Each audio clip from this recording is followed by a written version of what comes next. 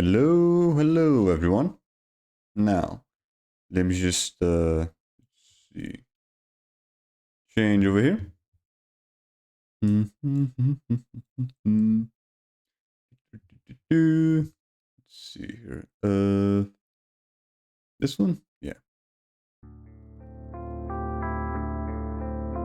There we go. Much better. Hello everyone. How you doing? Hope you guys are having a good day so far.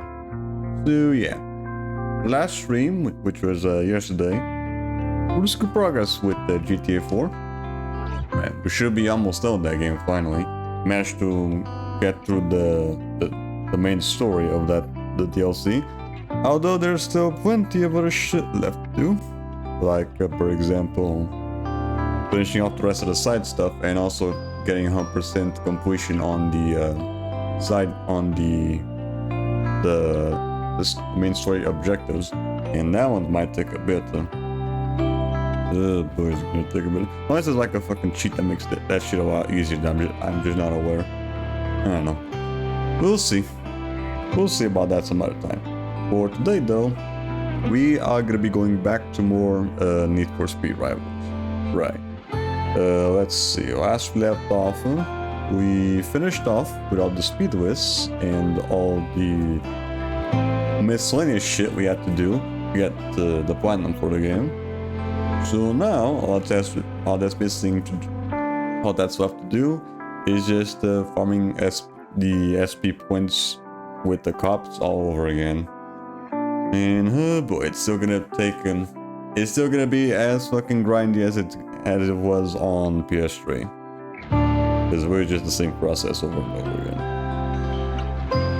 I've heard that there's a process that makes it a lot easier to get SP on Rivals, but you need a second player. For that shit. So we're not gonna do that. I don't want to fucking deal with that shit. So yeah, we're just gonna be farming this by ourselves. That and just watching fucking, YouTube videos while we do so. Getting a little boring just constantly farming, so we're gonna pull something out while we do this shit. So yeah. With all that said and done though, let's go straight to it, shall we? So let me just change right here. Alright, let's see here.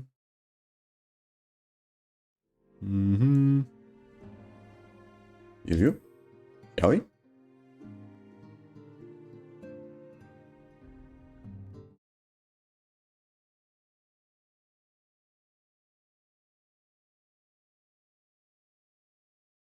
Mm-hmm.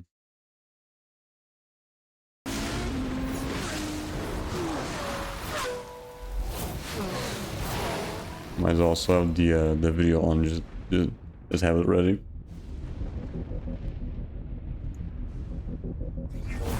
Right. Also, I'm pretty sure I should already have the Ethernet shit going on with the game, because right before stream I was playing some more Resident Evil 5, and I was using Ethernet then as well. So I think the thing should be good.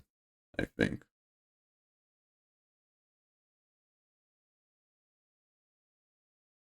Mm-hmm.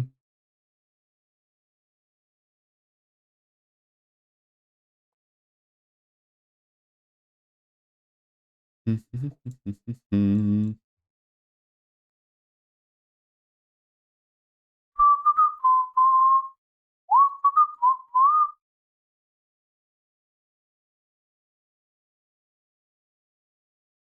on, why is this taking forever? You gotta be fucking kidding me. Bruh, where did we just fucking join in? How the fuck we already disconnect? Christ.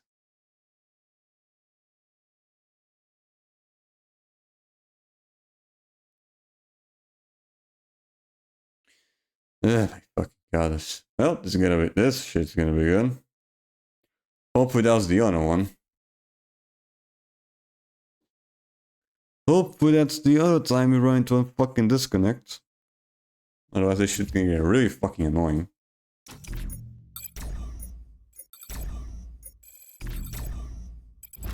Alright. Let's see. Do we have the car? Yeah, we have the right one. Alright.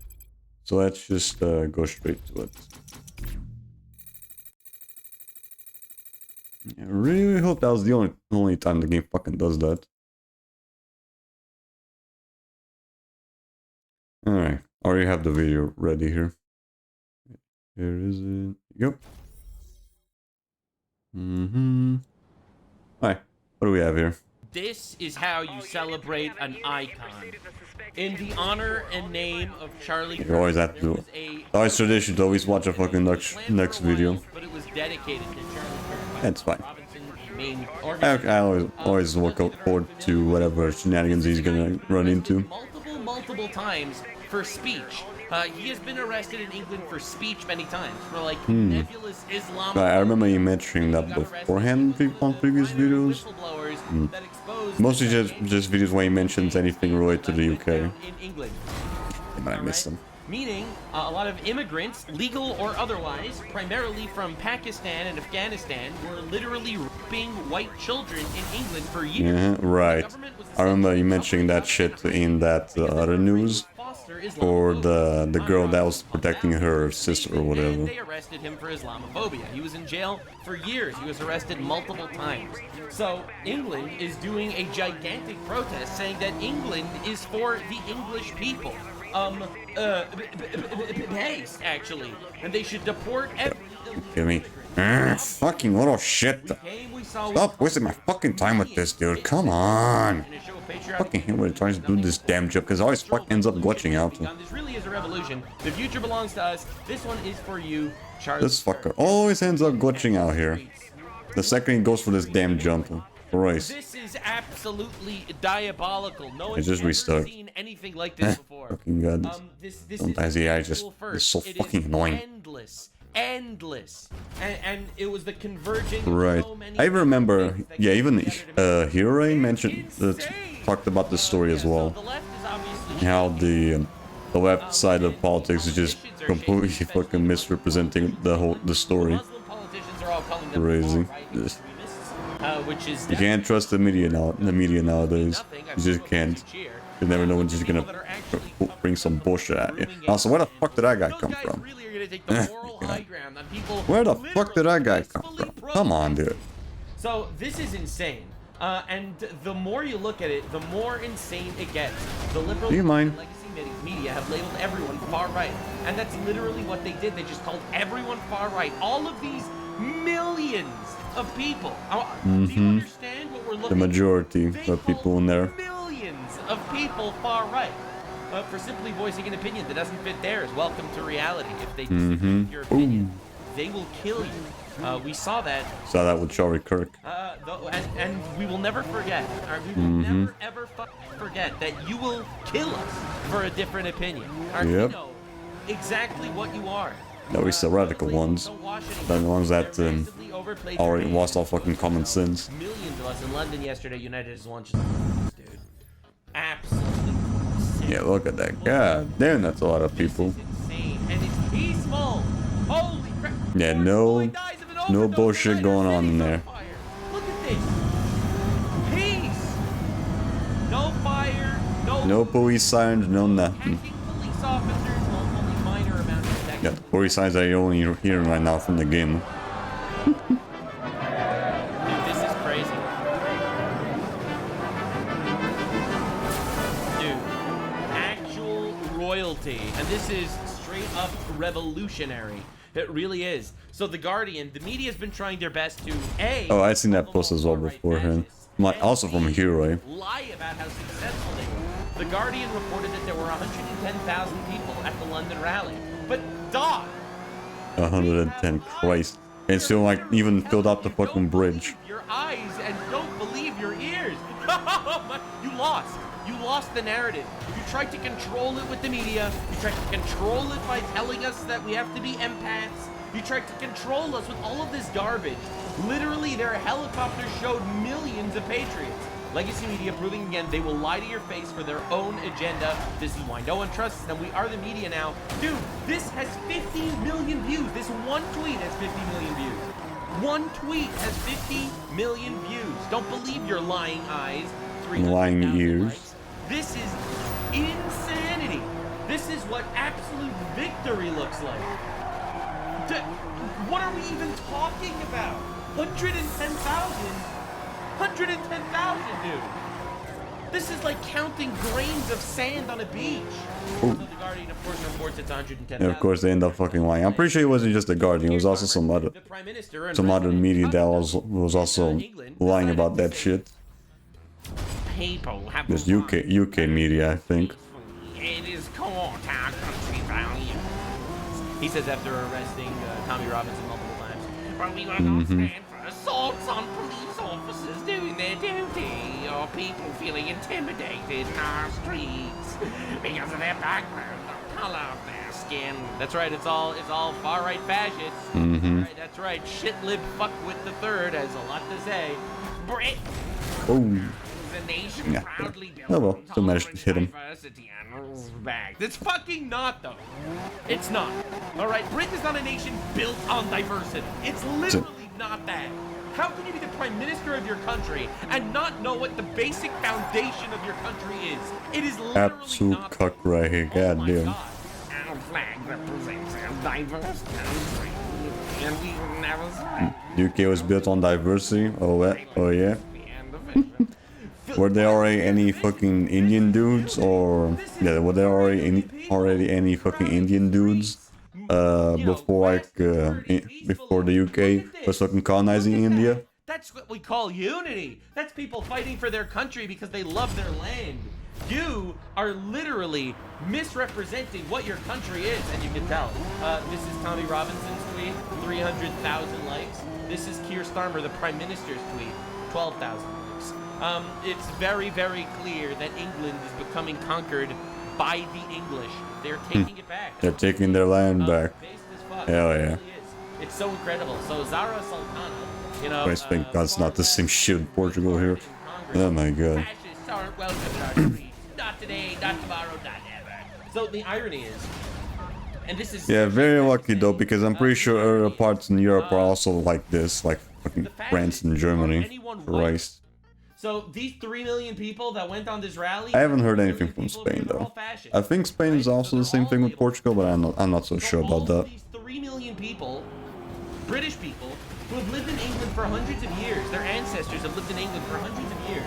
According to this Pakistani person, they do not have the right to be on the street. And people are fed up with this garbage. It doesn't work anymore. Where's Keir Starmer? Where's the musician? Fascist small Yeah, bitch. 3 million fascists. This shit doesn't work anymore. We know you want us all dead. We saw what you did to the best of us. This isn't gonna work, bro. Instead, the Prime Minister spends his time defending the best pals of the paedophile. Got him. So she's even more far left than the fucking left government that is controlling England. The irony is, right, she's so mad at fascism, right, but here she is, surrounded by flags of foreign nations, like, literally, no problem. If you are a guy born in England that's been living in England for years, you're a fascist. That's okay. Yeah, again, That's horrible. these people are all fucking fake as shit. They like to spread their own fucking morals, and then they don't even fucking preach. They like to preach their own morals even though they don't even practice them. It's all just fucking bullshit values. Legitimately fascist countries. Those are fine. Those she doesn't care at all. Literally none of that matters at all whatsoever. That's the irony here. Because obviously Zara Sultana has some sort of strategy, and she really wants to take over England and turn it into something else. The strategy, let the idiot speak. The strategy to deal with her is let her speak. Actually do what she thinks is best for the Start country. Operation Let Her Speak. Maybe, perhaps, she really just wants to slowly but surely corrode what England used to be. I mean, into something hang else. on. The people that were Who the at these fuck laughed? protests were absolutely diabolical. So recognize this flag? This flag that's terrorized the streets of every single Western nation for the last 2 years? And gone. Because another thing that's been happening in England a lot, by the way, in case you were unaware, you'd have people Violent putting a Palestine migrants. flag on national monuments, and they would not get in trouble. You would have people putting a English flag in England. Alright, yeah, this arrested bullshit as well. For hate speech. Are you understanding what is happening in this country? So we'd had so many situations where someone would take, the St. George English flag, the white flag. Thank with the God red afterwards. cross on it, and Thank God that literally pick it I'm up only gonna and have arrest PS it Plus for hate in a couple speech. more But other days. people Because would take I won't have to worry Palestine about this flags bullshit and anymore. over actual Royce. national monuments, and literally nothing would happen to them. 2-tier system. This is a 16-tier system. 2-tier system? That's implying they even have a system in the first place. These foreign people taking over their roads, getting free reign, and obviously this pissed off a lot of the retards. The retards were not so happy that they were carrying up Palestine flags. Obviously, that was obviously not something they were super happy with. Now, interestingly enough, everyone's calling the Unite the Kingdom rally, which was today, far right. Again, now why does they even have a system in the first place? Entire rally of millions. Or one that they even apply. No sexual offenses. Or enforce, that They is. were called far right and racist yobs. The Notting Hill Carnival, which was an instance that was a lot more evil, had 528 arrests, 46 with weapons, 18 sexual offenses. But what was the left-wing narrative that went down on the Notting Hill Carnival? Oh, it was just a lovely family day out. Because realistically, it's all a lie. The media is all a lie. None of it is true. Absolutely none of it. They are crafting a simulacrum. They are creating a false reality that they expect you to live in, and it is falling apart around them. And I could name a million reasons as to why it happened. Partially, I think it's because Elon Musk bought Twitter, and we're actually able Yeah, to and talk people are about actually things, able to fucking say what they mean, and not to be controlled, I think another massive not people being is the not fact that people just controlling have whatever reality is actually happening. that suffered because these politicians are making decisions not for you. Yeah, literally just becoming like the fucking world, like Metal Gear Solid with the fucking Patriots and all that shit. The Matrix has been butt-fucked so brutally, the polyps... Yeah, if it wasn't for people like fucking Elon Musk or Donald Trump, Alright, that's we would be having a fucking reality that would be just like the fucking Patriots shit in the Metal Gear Solid War. He went to this rally, obviously. And someone interviewed him by the rally. I wanted to look at this, I didn't see it yet. And then I wanted to see Elon Musk's speech at this rally, because the Charlie Kirk rally, or the Unite the Kingdom rally, has been something of legend and will always be remembered as a pivotal moment in British history. And honestly, Western history. People in the West could finally stand up against these globalized fucks that are trying to destroy us and destroy our countries. Backstage of one of the big, if not That Critical Drinker? biggest events happening in central London at the United Kingdom rally. So I've got a chance to speak to Carl very quickly. Carl, what do you make of this? Isn't it absolutely incredible? I mean, we started these. No, that's not him. 4 or Okay. 5 years ago. I can't even remember how long ago. Remember that? It wasn't that long ago. So I see random white British dude. I think you think is that Critical Drinker? Like and remember, they were villainized. They were villainized for years. Every single time they would do something like this, they would call them horrible. They're all fascists. They're Nazis. And now there's millions marching.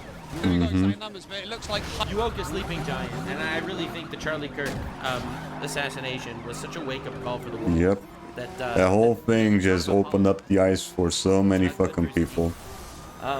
We're literally seeing that in real time. hundreds of thousands of people. It's sad that it had to fucking come to that for people to finally realize the fucking reality. Like Christ. I never thought. Again, people only learn the hard way. At the last event, which I was there, I watched. I'm assuming Someone literally had to die for people to fucking open their eyes. You only know after the fact, right? So. True, very true. So, look, Bro. what do you think this is going to be? How historic do you think this is going to be in the context of what impact this is going to have? Do you think that Keir Starmer's listening? Do you think he's going to do anything? Should. Oh, he's gonna try. He's gonna try something. Definitely, probably not gonna work, huh? But he's definitely gonna try something. Unignorable. Okay, Decoy Voice actually just dropped a video about this right now, apparently. Less than an hour ago. All right, let's see this before we see the The memory of Charlie Kirk is starting a revolution all across America. But I had What the fuck did I miss? Come on. Did I fucking jump over them?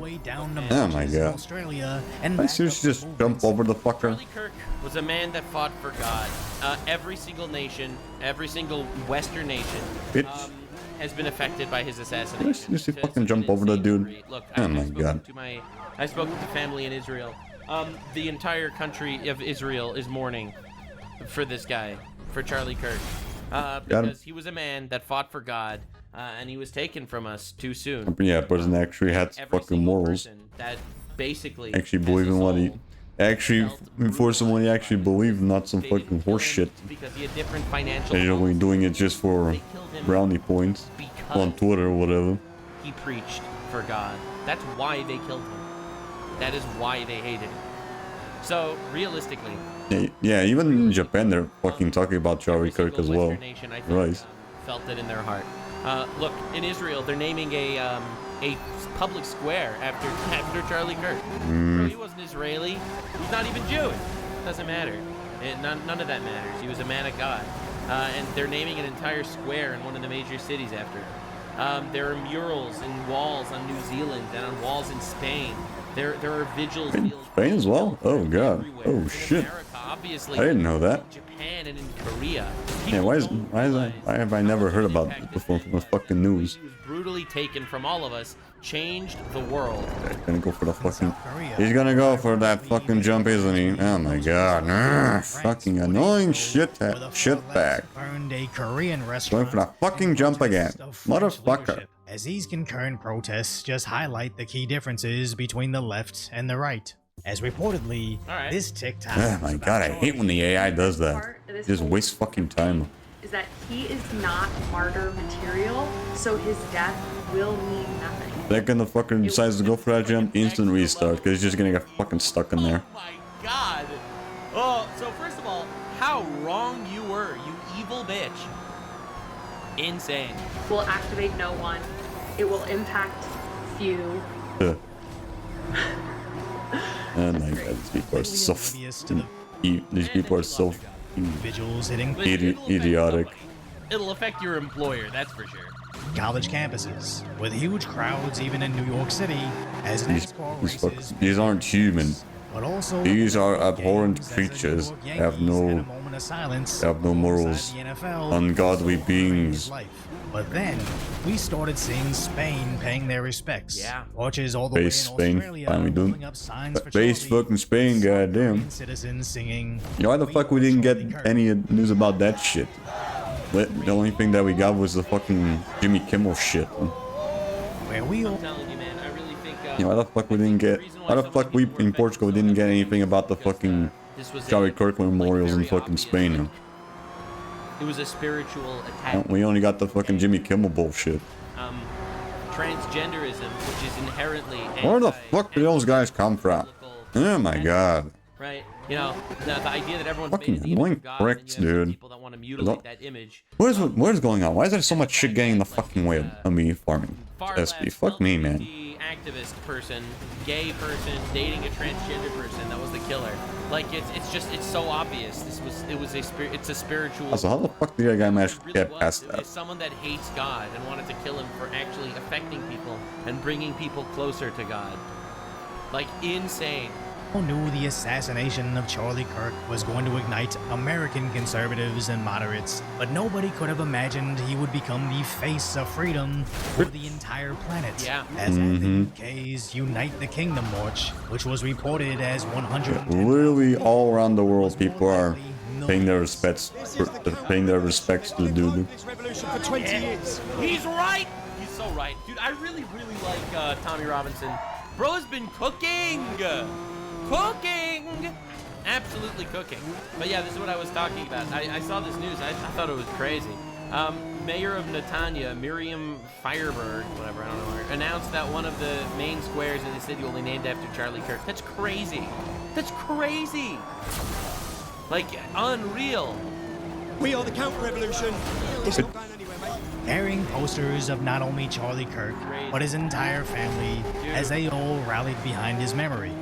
Charlie's Crazy. we all pray for you, and we hope we honor his. And again, it's all sad that it had to. This whole thing had to happen for this, That's so powerful. bunch of these events to fucking happen in the first place, just because one dude died.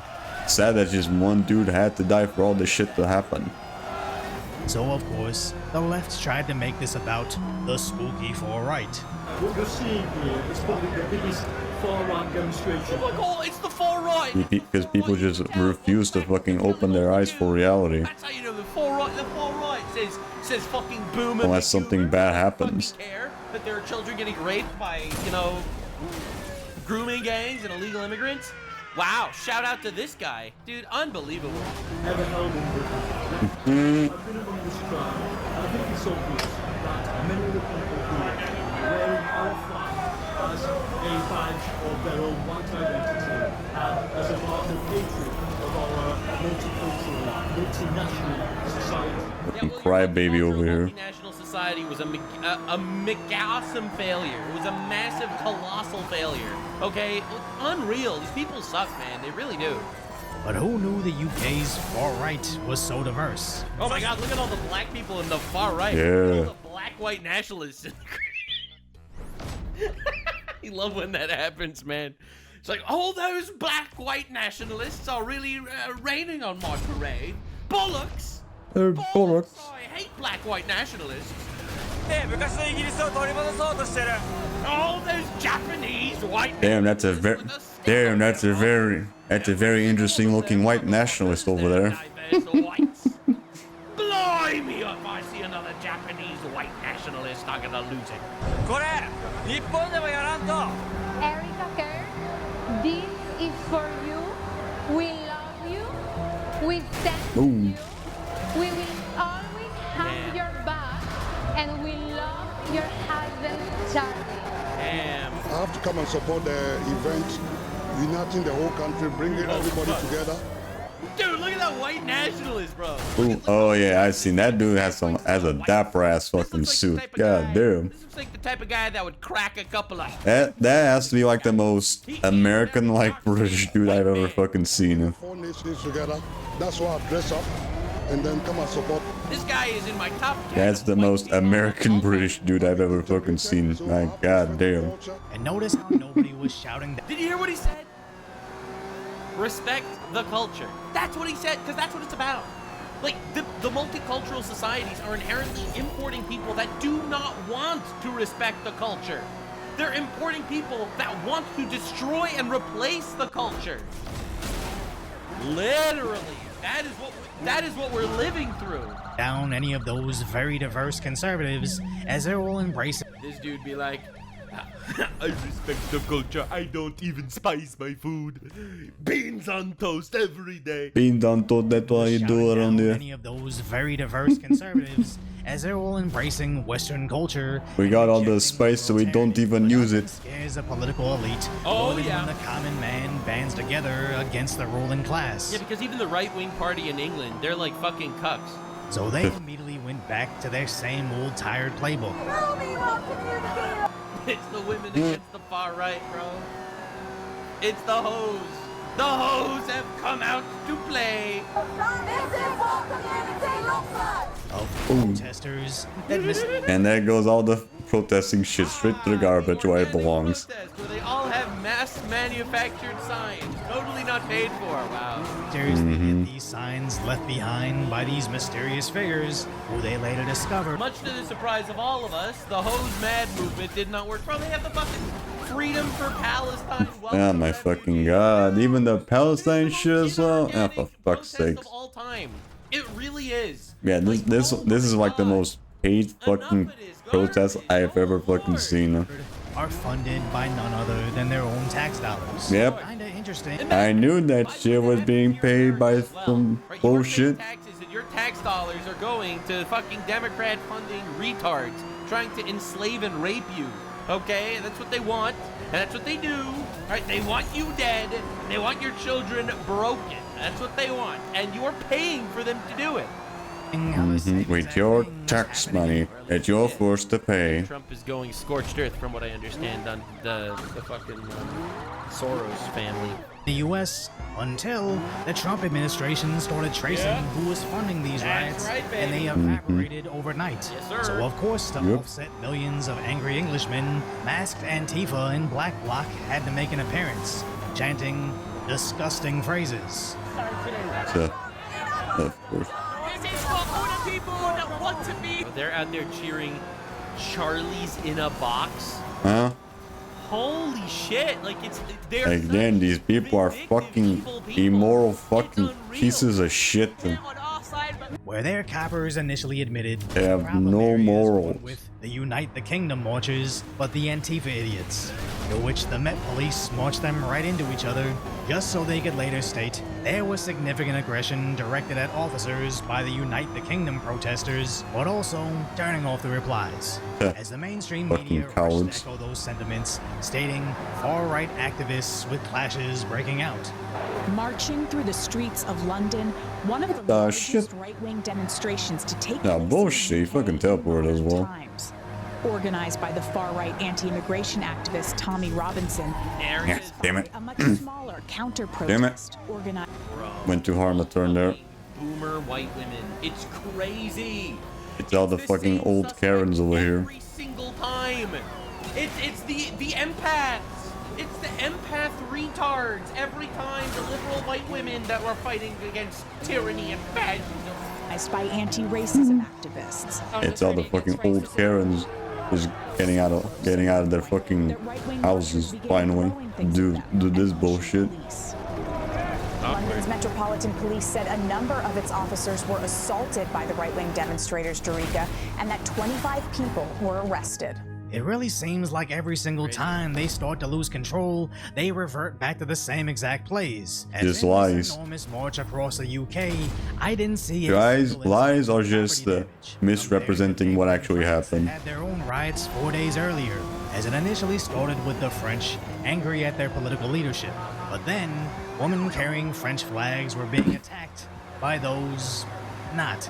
With the I wonder, man. I really wonder how many of these situations are actually pushed by, like, actors. I wonder how many false flags actually go down. If they're gonna pay for their own Damn it. protesters, who's to say that they're not gonna pay for a couple of the suspicious counter-protesters that'll be the ones that assault the police officers? You know, like January 6th.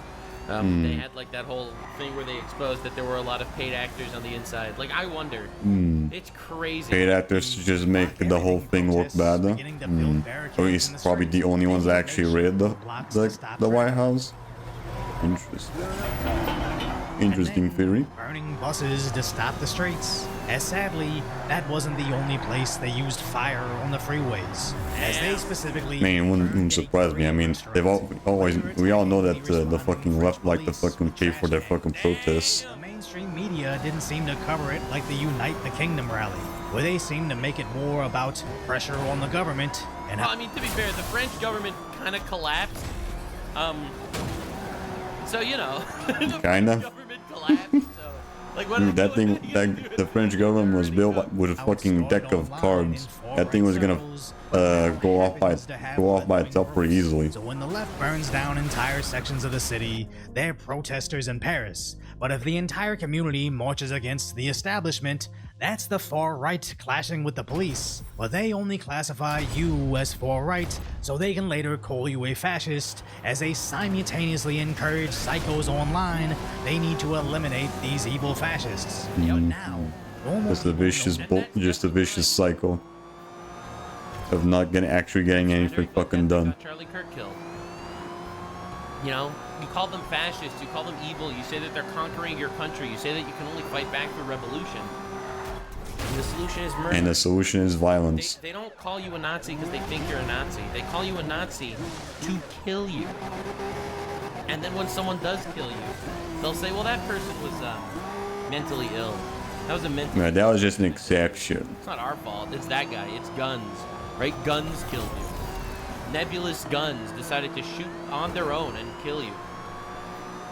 Do you understand how insane this is?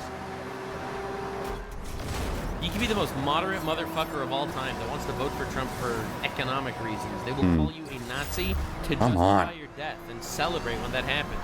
And make fun of your orphan children and widow. Like, do you understand what you're doing? You understand? That's why they're doing it. They call you a fascist to dehumanize you. So that makes sure that people don't actually pay, you fucking work, goddammit. So if you start noticing, Why does it fucking keep doing that? Statistics of crime Right. or violence in certain neighborhoods. As I was saying, they do that shit that the people don't pay attention to your actual opinions because they're afraid that they're just gonna lose people. Because the other person just started making a lot more fucking sense. This giant dehumanization project. And it's been effective for years. Until now. Your boos mean nothing. We've seen what makes you cheer. The tragedy is We had to come to this situation in the first place. Charlie Kirk to get here. The tragedy at this whole situation could have been avoided if they just fucking They listened. just murdered Charlie Kirk over allegedly being one, but all he was doing was having They kept conversations. giving him fucking warnings. And the more the They left didn't goes into fucking listen, overdrive and then trying this is what to happened. Anybody that notices, the more the average citizen is finally saying no to their political violence. So as the calls Correct. Now, I wanted to see what Elon Musk said, because I know Elon Musk gave a speech at the rally, and basically all of the British politicians came out to say that we need to get Elon Musk arrested because he's inciting violence. If it I've heard that because of that one fucking little conversation that Elon Musk had. They thought that was like he was the one inciting the whole fucking protest, like fucking idiot. They're quiet. They're just. They literally just look for anything just to make one movement look bad. If this continues, Really fucking looking for scraps. you will have no choice. Just trying to find anything. Dude, I love how They're all Elon Musk fucking is actually pathetic. scorched earth on this thing. I see a lot of leftists saying, I can't believe Trump and Elon Musk and everybody isn't saying we should lower the temperature, we should lower the temperature. I want to make this clear. I do not condone violence. I do not want political violence. If some fucking asshole Democrat politician gets murdered now in retribution to Charlie Kirk, I will be furious. I absolutely don't want that to happen. That's fucking horrible. Okay? But that's the consequences of their own However, actions. you gotta recognize that you're dealing with monsters. You're dealing with demons, and demons lie. Yeah, we can definitely say that it's gonna be really bad if that's gonna happen. But first of all, noticing that there is there a are terrorist consequences to problem in your our own country. actions. In all of our countries, in the Western world, all right, in the Western world as a whole. We wouldn't have it's supposedly fucking Reality is Democrat guy that fucking died wouldn't have fucking died if he didn't fucking get some random fucking deranged motherfucker didn't kill Charlie Kirk first. That is celebrating the murder of an innocent man.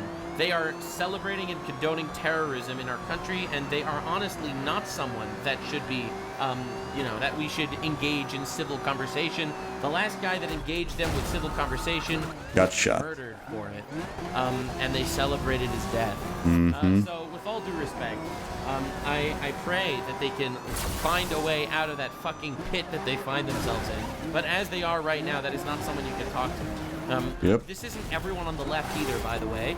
Just the radical ones. Lots of people are actually condemning this, but specifically the subset of fucks on the left that are celebrating this, that are condoning it, that are justifying the absolute deranged fucking radicals. They cannot be... They just muddy the waters. They cannot be reasoned with. They are evil. And they are the antithesis to what our country stands for. If you support murdering a man for freedom of speech, quite frankly, I don't think you have a place here. You're in a fundamental situation here where whether you choose violence or not, violence is coming to you. You either fight back or you die. You either fight back or you die.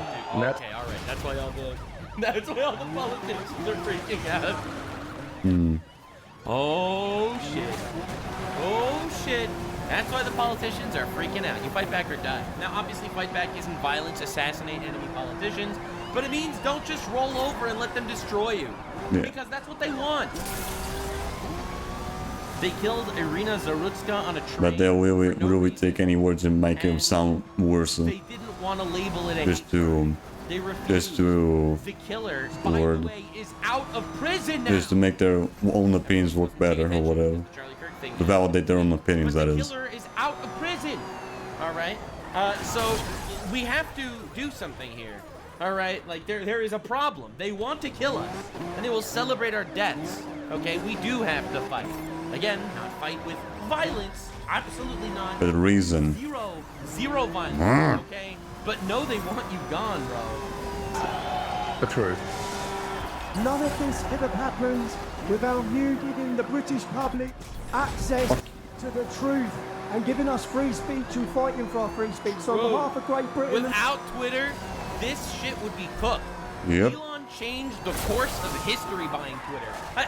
You know, you can criticize Elon for 1.5 million things. 1.5 million things. But him buying Twitter changed the course of history.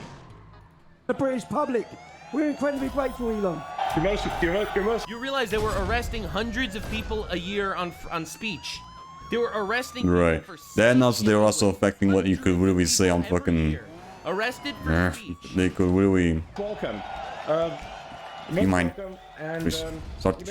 They were really forcing people to not say certain things on YouTube back in the fucking pandemic shit. And you literally could not say the word virus without your video getting fucking hit with fucking not getting monetized or whatever. That actually happened. I remember that shit. And fight for the truth and fight for the future of Britain. Elon, we are incredibly grateful for your time. We know what a busy man you are. Holy. Why is it important for you to be here today speaking at this United Kingdom event? Well, I'm of primarily British heritage, British ancestry. I want Britain to be greater than it ever has been. I want Britain to remain Britain. I think there's something beautiful about being British. And what I see... And to think that that's a controversial statement. Yeah, to think that controversial to say that the person in the UK should be proud to be in the UK or UK citizen is so fucking dumb. Like, fuck's sakes, man. Fuck's sake, these people are so fucking idiotic. Uncontrolled migration, a failure by the government to protect innocent people, including children, who are getting gang raped. It's unreal. The government has failed in its duty. Yeah, again, remember that fucking kid that protected her own sister from a pedophile migrant? By the way, there's a reason why the government's terrified. Holy, he's stoking like a And then crusade, I don't know if she was arrested or whatever. I don't know. I don't remember the full details on that story. Which is a fundamental duty of government. This has got to stop. There needs to be massive government reform in Britain. And the people need to be in charge, not some bureaucracy that doesn't care. Elon, I believe that's where we started today. Power by the people, sending a message well. By the people, for the people. Incredible lot of money on X. Why is free speech so important to you? Well, I believe you can't get to the truth of things without freedom of speech, without active debate. There's so many on the left that want to just crush debate and put people in prison just for talking, as you were, just for speaking their mind. And, you know, the essence of democracy is it should be a government for the people, by the people.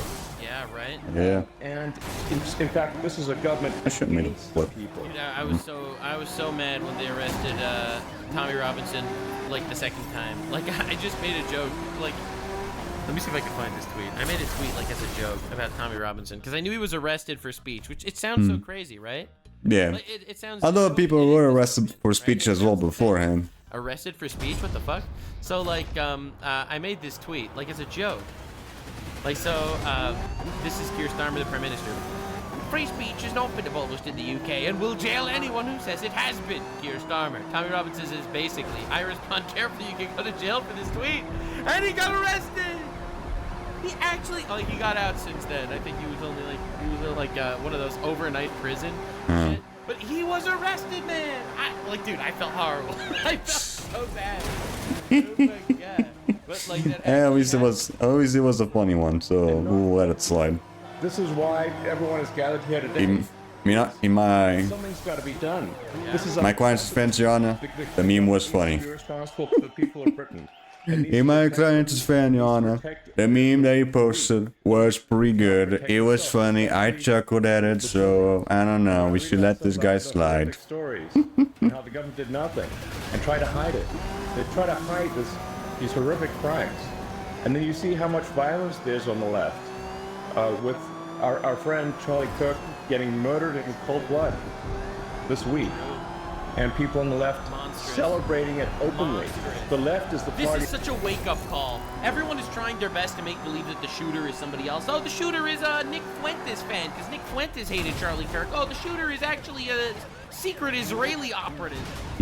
Bring out the bullshit fucking theories just to make sure they don't bring any fucking, make sure they don't have any consequences for their own goddamn actions. Dude. First of all, the shooter was a far-left retard, furry, gay guy in a relationship with a transsexual, okay? All right, so that's first. So you're retarded, and he was a socialist, all right? So first of all, you're retarded. Second of all, we saw millions cheering. We saw the wake-up call wasn't just the killer. The wake-up call was the celebration. Because everyone tried their best to say, well, it was just one guy. It was just one guy that did a shooting. It was just one guy that did. Alright, see that guy's probably gonna get in the fucking way while farming SP. Well, was it guns? I always fucking see that shit. Was it one mentally ill guy that caused millions to celebrate? Was it Nick Fuentes that got liberals to celebrate?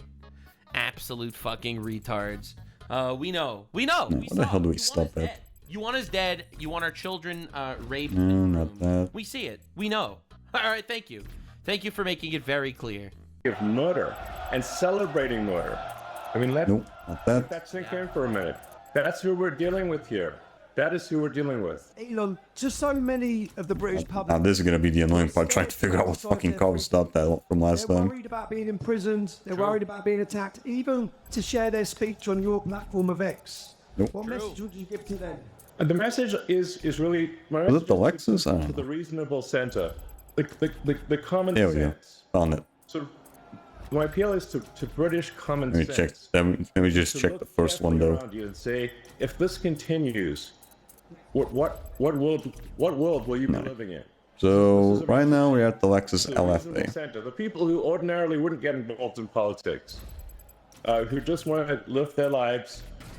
They don't want. They're quiet. They just go about. They just want to live their lives with no fucking worries, not having to worry about some random dude just fucking shooting them in the neck for just because they have different opinions. This is you're in a fundamental situation here where whether you choose violence or not, violence is coming to you. You either fight back or you die. You either fight back or you die. And that's the truth. Today, I think the British public are telling. Oh, dude, that's why the government's crazy. Because I didn't see the Elon speech, but I saw the government reactions. Dude, the government was shaking. They were like, we got to somehow get Elon arrested for inciting. Like, inciting. Dude, you know, oh my god. These people are such an fucking American pussies. Citizen arrested in England when he's not even there. You know shit's bad. Holy. These people are such fucking pussies. It's embarrassing. Yes. Come on, Ray Green. Come on. We've inspired the nation. Elon, you've spoken a lot about woke culture, the woke mind Was it? virus, and But how this it one? damages innovation and freedom of thought. We know that DEI often sees people getting jobs when How the they fuck? Which part was I using Do you before? think this culture is holding back progress in the This West? one? And what do you think needs to happen to reverse it? Oh, damn. Yeah. There we go. I'm appealing to sort of common sense and fairness. True. I want to That matters. emphasize just common sense and fairness, which And also, we need to Is actually. he just waiting for me to fucking come back on? Law type shit, like the whole mutilation of children. Yeah, is that fucker just waiting for me to come back on? Then you just absolutely fuck me over? Acceptable in society. I think it should be treated the same as grooming and pedophilia. It should be, because you're essentially ruining this kid's life.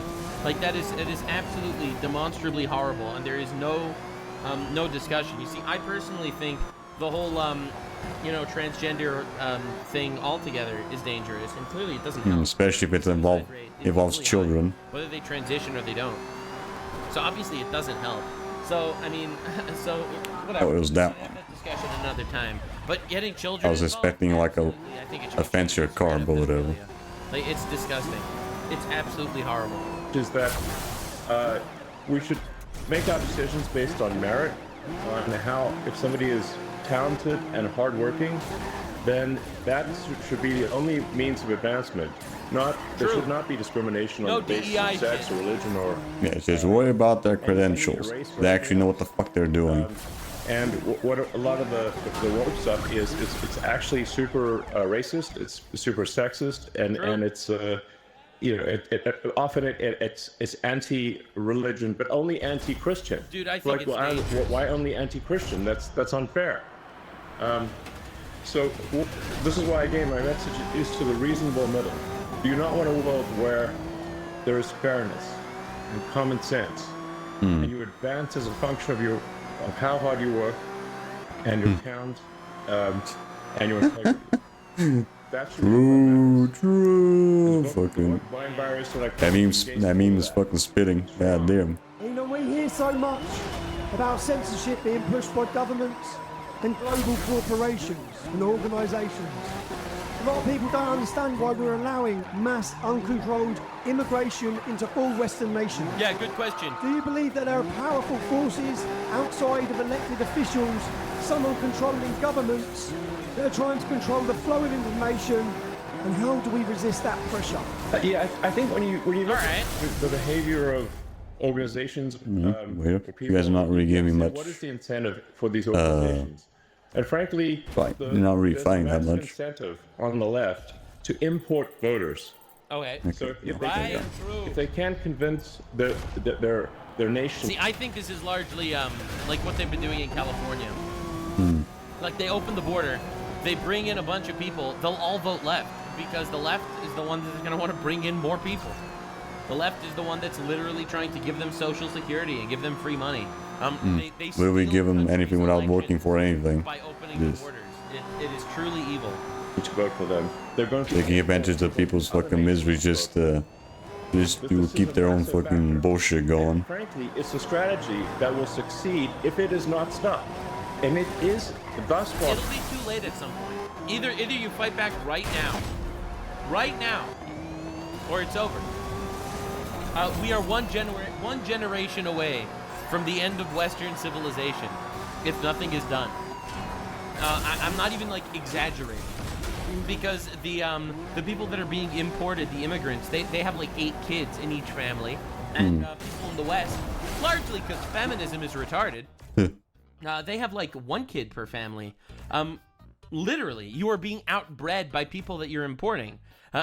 In one generation, everything will change if right now isn't a turning point. Or it is succeeding, and you see strong movements to allow people who are not from Britain to vote in Britain, to allow people who are not from France or elsewhere to vote in those countries, and thus depriving the citizens of their democratic power. It's really a voter importation. Yes. And if they're allowed to succeed, if this is allowed to continue, they will succeed in importing voters. They'll just keep doing it over and over again, and they're really gonna fuck over the country. That is 100%. Which they almost did when Biden was fucking president. The BBC and the mass media cannot control this, can they? I mean, the BBC is complicit in the destruction of Britain. And we pay for it, Elon. We pay for it. Yes. We're forced to pay for it. Do you know they said there's a figure if you don't... Is that not fascism? Everyone's yelling fascism. These guys are all fascists. Is that not fascism? They force you to pay for an organization that is designed to destroy you. Pay for it. You're forced to pay for your own destruction. It's insane. It's unfair. It is wrong. Elon, a lot of ordinary people that are here today, they feel... I have to show you a clip from Charlie Kirk because it's super relevant. This is Charlie Kirk interviewing a guy named Gad Saad. He's a Montreal professor. He's originally from Lebanon. And this conversation was crazy. Islam is compatible with Western civilization. The short answer, no. Of course, millions of Muslims decide to ignore the incongruent elements of their religion. They're practicing cafeteria Islam, right? They're choosing the parts that they agree with, and they're ignoring the parts that they don't agree with. But once right, so that again, they're not properly fitting into the new society that they want to join in when they go to a different country. To all of the foundational values that we hold dearly in the West, right? I mean, you don't have to, believe me, you could just study history, right? I mean, almost every single one of the 56 countries that I mentioned a few minutes ago started off with having zero Islam. And then you close and open your eyes, suddenly it's 99.9% Islam. How did that happen? In some cases, it takes 5 years for it to happen. In some cases, it takes 500 years to happen. But inshallah, it will always happen. I'll mention one other thing. Many of your viewers may not know this. Since 9/11 alone, Charlie, so that's 24 years, I know there have been 47,000 plus terror attacks committed by Islamic terrorists in nearly 70 countries. And now there were an extra 1,000 since I last checked again. Yeah, my God. There are multiple databases that you can use to prove that this number is correct. 47,000 terror attacks. So that should give you a sense of whether Islam is compatible with the West or not. So why is it that so many Muslims are moving to Western countries? Is it just economics, or is there something more ideological at play? Is it just another territory they want to take over? No interest in conquering anyone, and they want, as you just said, exactly what you said, which is, I want better economic opportunities for me and my children and so on. But the Muslim Brotherhood and many other Islamic... so right now, America is considering calling the Muslim Brotherhood a terrorist organization. They're really considering labeling them that way. Theorists and scholars. Right, they already declared Antifa as a terrorist organization. At least Trump did. And I hope that your listeners and viewers take note. Number one, we will conquer the West through the womb of our women, right? So that's a demographic fertility battle. We will produce 5 children, you will produce 1.2 children, and we will outbreed you. Number 2. Right. That's what I was thinking. Yeah, that was what you mentioned beforehand. Like, this is not conspiracy theory. This is what they say. This is what they preach themselves. Obviously, this is the radicals. Damn it, fucker. Your average Muslim guy. These are definitely the radical Islamists. But yeah. We will conquer the West through hijrah. Hijrah is the Arabic word for immigration, and that's exactly what we do with our open border policy. Yep, and they're not catching up till now. We will conquer the West by using your miserable freedoms and liberties against you. They're screaming this out from the top of the mountain And yet, most Westerners choose to ignore Oh, there's just one fucking crash. It is Christ. so frustrating. I escaped that world. Sometimes I fucking hate the random NPCs. They're just getting away. Hunting me down 50 years later. Damn! So they preach it themselves, the radicals, you know? Ignored, they feel censored, or they're labelled just for speaking up about their legitimate fears and concerns in their communities. Do you believe technology, like X, or even AI, can finally give power back to those people? Yep. Or do you think it'll make censorship worse, or even automate it? I mean, that's a complicated question. It really depends on what government is in charge. The government can obviously use whatever powers are available to suppress the people. And so I really think there's got to be a change of government in Britain. And you can't, we don't have... Fucking hell, man. God. He was so casual about that. He's like, bro, government got to get Restart. that shit Fuck me. immediately. Whenever the next election is, it's Even get to the fucking guy. It's got to be done. There's got to be a dissolution of parliament and a new vote held.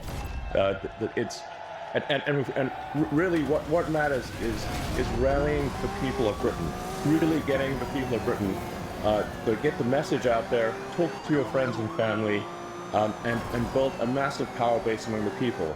And like I said, you really got to appeal to the sort of average, the normal people that just want to go about their business.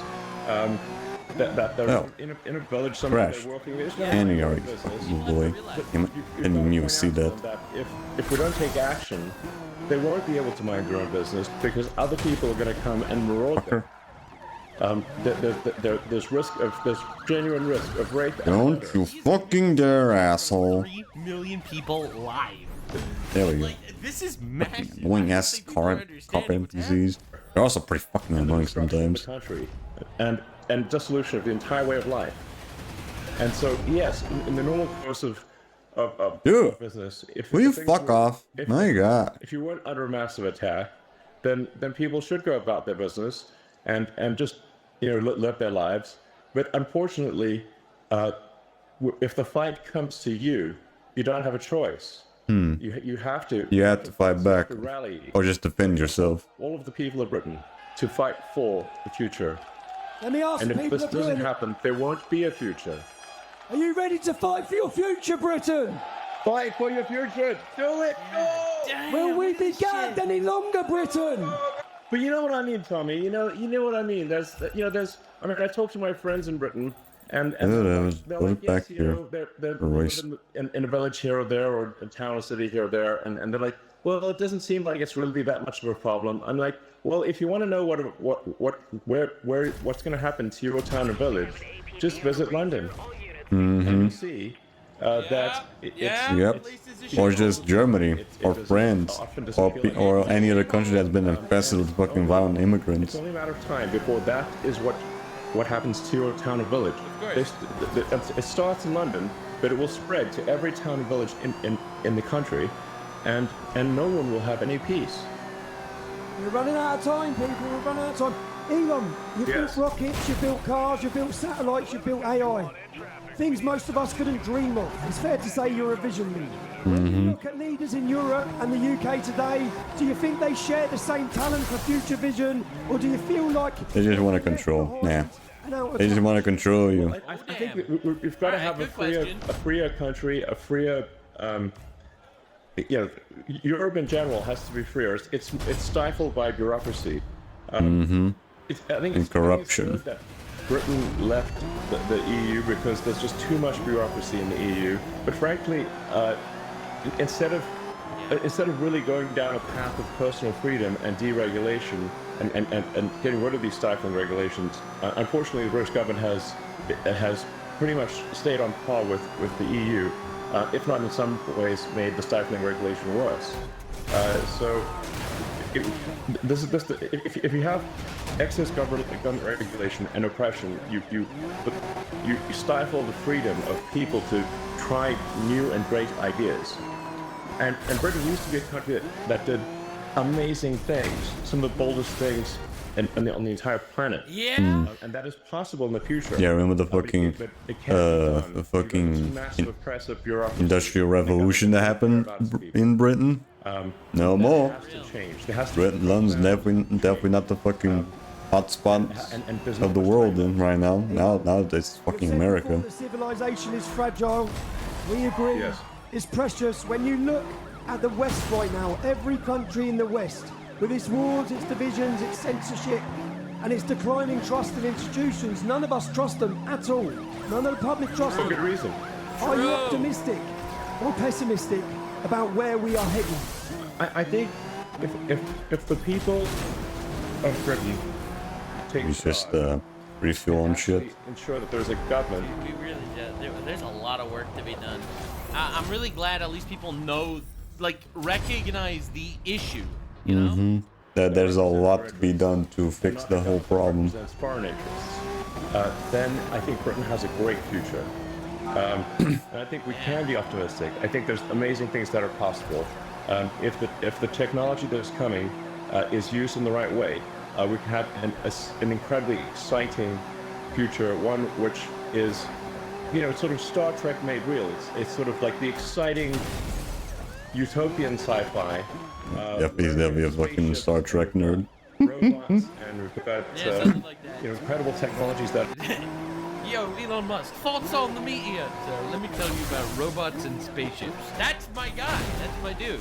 That are really exciting. But we need to preserve civilization long enough for that to happen.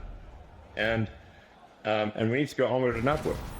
And we need to fight for such a future. Such a future is not inevitable. We have to fight. I don't know, I don't really hear many people mentioning like Star Trek. I think that many British people had lost hope, but after today, At least compared to like years ago. Yeah, I remember Star Trek was like probably like the biggest fucking thing to recognize someone just being a nerd and just immediately if they like watched Star Trek. Nowadays people don't really talk about that shit. What do you see as the future of the UK, Europe, in your vision? Where are we headed? What's the future like for us? I think there needs to be a future where the people take charge, where there's deregulation, a massive reduction in bureaucracy, and generally. Yeah, nowadays just people just don't give a shit at all what your hobbies are. At least compared to beforehand. Yeah, definitely not. Please do it. Please just overthrow the government. Like he's holding it back. He wants to say it, but like he knows that's extreme. He doesn't want to incite rebellion. That's a fucking charge. He's like the future. They're excited about what's going to happen next. But we must have revolutionary government change for that to occur. Revolutionary, you say? Revolutionary, you see. Want a rebellion against the fucking against the to take charge the government, the empire, as you say. That is for the people, by the people. Revolutionary, reform the government. Bro, so close to saying some very dangerous words.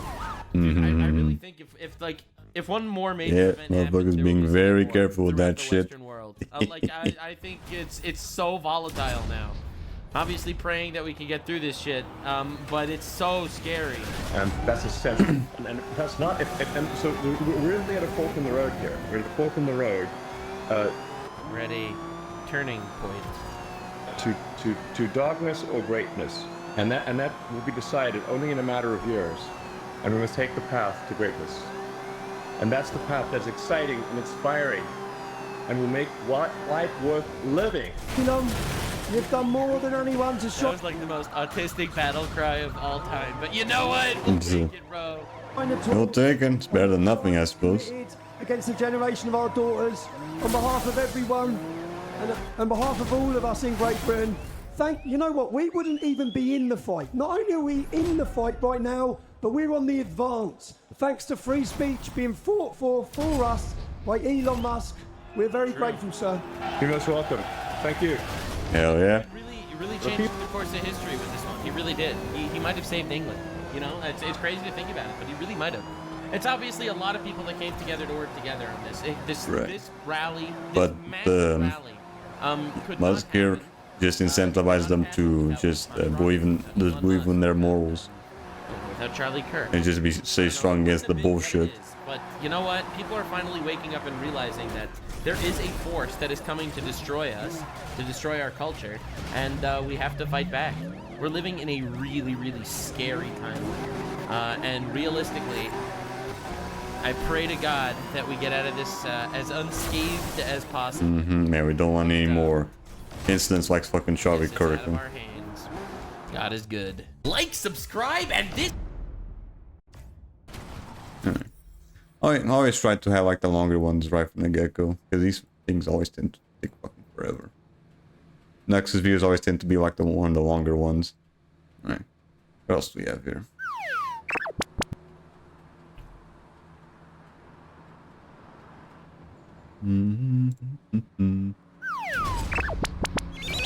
Sean saw it. Our school I has a might guidance have a During this review afterwards. Yeah, I think I know. We're gonna have a Johnny review, like some call me Johnny reviewing Undertale. I think that's gonna be fun. Stray from the right path. There are adults who watch over us and guide us through these times. Yes. Oh, this one. That person will appear before us kids like that. Hello there. Now then, tell me about your troubles. Switching classrooms is such a pain. I'm Kuroki. I like games more than studying. Probably just your average middle school guy you'd find. Is that everyone else, dude? Guess that's why Hiraki and I have grown apart. Come on, fight back! Stop it! Hey, what do you think you're doing? Here comes trouble. You okay, Hiragi? Yeah. Thanks, Kuroki. Is this just a typical fucking used to look up to anime story of just two boys Hiraki just slowly fading away? Yeah, this is really just like the first fucking Kingdom Hearts, dude. Come on, we're childhood friends. So what? Second year of middle school is when you need to work hard for high school. Yeah, fucking dealing with fucking Riku over here. Dealing with you, I won't get into the schools I want. See you later. I guess it'll always be like this. When did Hiraki and I start growing apart? Probably around first year of middle school. He started pushing me away, using studying as an excuse. Hiraki was always good at academics, so maybe this was bound to happen eventually. Boom, It's still got lonely, him. you know? I was thinking about this one day when... See ya, Kuroki! That was fun! Yeah, be careful going home. Guess I'll head home and play some games. The shit? Hiraki? Huh? Oh, Lagina-chan. Is he one of your friends? Lagina? He must have me confused with someone else. Oh, is that so? Well, Oh I like boy. normal kids like that too. Yeah, things got And I'd interesting. love to do a photo shoot together. Please don't say things like that. Come on. Interesting. Hiraki, what are you doing? Don't tell anyone what you saw today. If you do, we're done being friends. Uh-huh. That's Few days interesting. later, why was Hiraki cross-dressing like that? And what was that about a photo shoot? Wanna do that shit as well? Fuck you. This isn't good. I can't just leave it like this. But then, what should I do? Processing though, just getting the fuck. Why are you crouched down there? You're... French is a fucking old man. What the fuck is going on here? Got some troubles? If so, I'd be happy to help.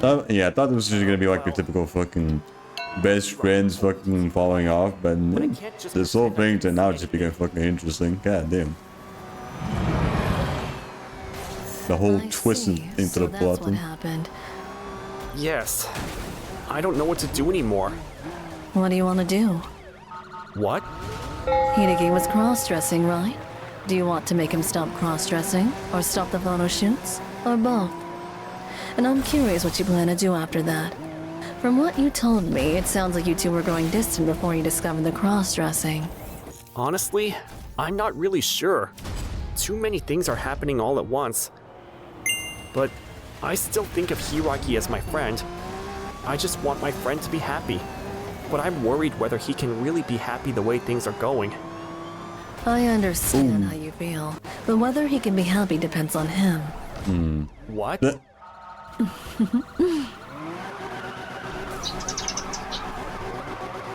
Everyone, Got him. thanks for watching my stream today. Locking us. What the shit? Good night. Phew. People called me cute again today. I'm Hiragi. Ever since I can remember, I've dreamed of becoming a girl. I feel so much more excited wearing girls' clothes than boys' clothes. The TV shows I like aren't the kind that boys my age watch. They're all aimed at girls. That's why I became a target for bullying sometimes. Oh, okay. But back then, Now I seen the puzzle pieces in moving. elementary school, we could wear regular clothes to school. Nobody said anything, even when I wore feminine things. But in middle school, Now we seen the fucking puzzle pieces moving around. I've grown a bit taller, and my voice has gotten deeper. Am I going to become a man like this? No. Thinking about that just makes me depressed. In the online world, everyone treats me like a girl. That's enough for now. Right, but then you have to realize the fucking online people aren't Go real. soon. I have a photo shoot with a fan. I only started doing photo shoots recently. I dress up as a girl and act feminine in front of fans who DM me. It's really Fucking yeah, I'm not fucking feels wasting like my my true time with self that. is being accepted. Royce. No. Oh, so that's what that dude was. It was a fucking manager? Anymore. Like a fucking model or some shit? Doesn't even know he's a dude? So you're Lagina-chan. You're even cuter than you look on camera. People tell me that a lot. But wow, that mask is really unique. Why are you wearing it? I mean, I guess there's privacy and all that. Privacy, yes. That's exactly right. When you meet someone in real life that you only knew online, you need to be extremely careful. In that regard, you're being very reckless. What? And you're cross-dressing, right? I don't mind that you cross-dress, but you shouldn't carelessly meet alone with strange men like this. Same goes for your streaming. Your videos are getting more and more risque, aren't they? Risque? Uh-oh. Responding to fan comments by gradually wearing less and less clothes. I don't approve. You're still just a middle schooler. What? You're going to lecture me? Listen, you might not understand this, but cross-dressing has an expiration date. Expiration date? Try to dress as a woman, Yeah, sure, dude. everything else won't Sure, work as well as it dude. does now. That's Yeah, why, when we're going to fucking My Dress Up Darling, and I'm pretty sure that dude that cross dresses on that is already like a fucking 20-year-old dude or some shit. Is that really how you feel? I don't get it. Why are you pushing this? Look, if you want to lecture me more, could you please leave? I came here for a photo shoot. Ah, sorry. That was uncalled for. Well, if you don't mind, Uh-oh. What? What are these handcuffs? something to keep you still. Stop joking around! I'm not joking. Lagina-chan. Legina over here. Cute self. I'm dealing with Legina over For that to here. happen, you'll need to endure a little pain. What do you... It's obvious, isn't it? I'm gonna make you into a girl right now. Uh-oh. You understand what I No, mean, you gotta pull don't out you? the fucking penis cutter. It's better if you don't struggle. You'll get hurt. I'll scream then! How about that? I see. Uh-oh. There we go. How exactly will you scream with a gag in your mouth? Now, be a good girl. That way it won't hurt as much. I have to resist. Yeah. As a middle schooler, Yeah, what the hell is this much of going? it all. I'm getting sleepy for Huh? some reason. Ah, great. Not fucking drugs as well. I soaked the gag with drugs.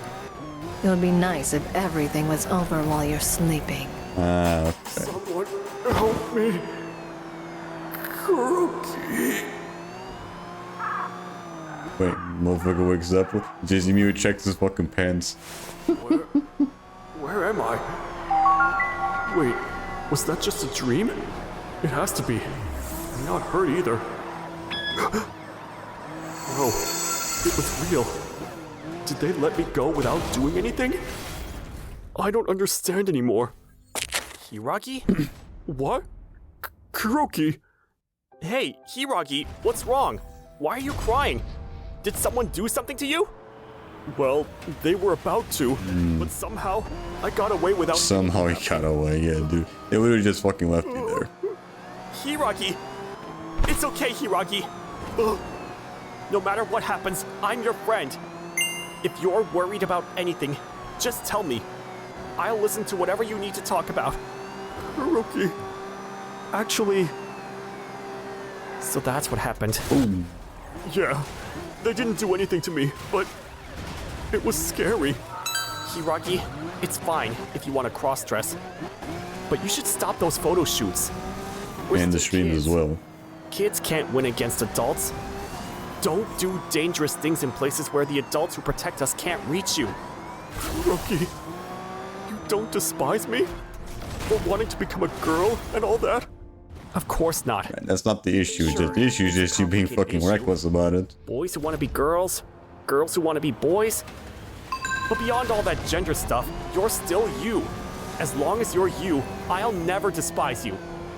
And if anyone does despise you, I'll chase them away again. You really are kind, Kuroki. That's why I... Huh? No. Never mind. You know, you have a really big presence in my life.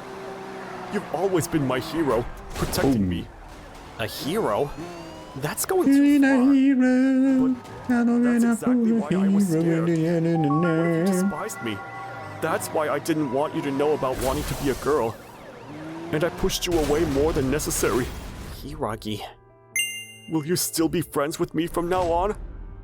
Of course. When you're with me, you can dress like a girl as much as you want. Yeah. Thanks. A few days later. So, about that quiz show on TV yesterday. Hey, Kuroki. Oh, Hiragi. Are you free after school today? Yeah, he's still fucking just being himself in school. Got it. I'll be waiting for you. Hey, has Hiragi always been that pretty? Huh? I think he's always been like that. Oh. No, he used to be more, you know, masculine. But now he seems really soft and gentle. There are quite a few others too, both guys and girls who are starting to fall for Hiragi. Honestly, I think Hiragi looks cuter than most of the girls around here. Yeah, sure, dude. But I'm also... Yeah, sure, dude. Sure, dude.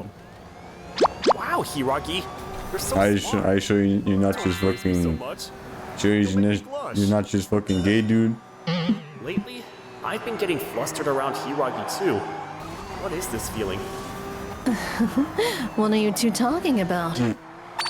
Oh, Miss Yuzuriha. Hello. Well, next you're also gonna tell me that the fucking teacher over here doesn't look as cute as the fucking Hiragi? Get Let's go, the fuck out of here. Yeah. By the way, God. Kuroki, I heard Hideki stopped streaming. What? Oh, that's right. That's what he said. Wait, Miss Yuzuriha, you knew Hiragi was streaming? A little bit. But I think it was a good decision. Did you know? The person who kept inviting Hideki to photo shoots was arrested yesterday. Ooh. Really? Anyway, it's good that he got out before that person could do anything to him. Yeah, I don't want him to get hurt. You really care about your friend. I do. Right now, I'm getting flustered around Hiragi. I don't know how Hiragi will grow and change from here. Where are we headed? Nothing is decided yet. But I'm sure things will work out. As long as I remain myself, as long as he remains himself, that's what I choose to believe. Sure. I don't know. On one hand, I do like the whole thing where you shouldn't trust strangers and shit, but the whole saying that he's a lot cuter than most girls, like, come on, dude. Seriously?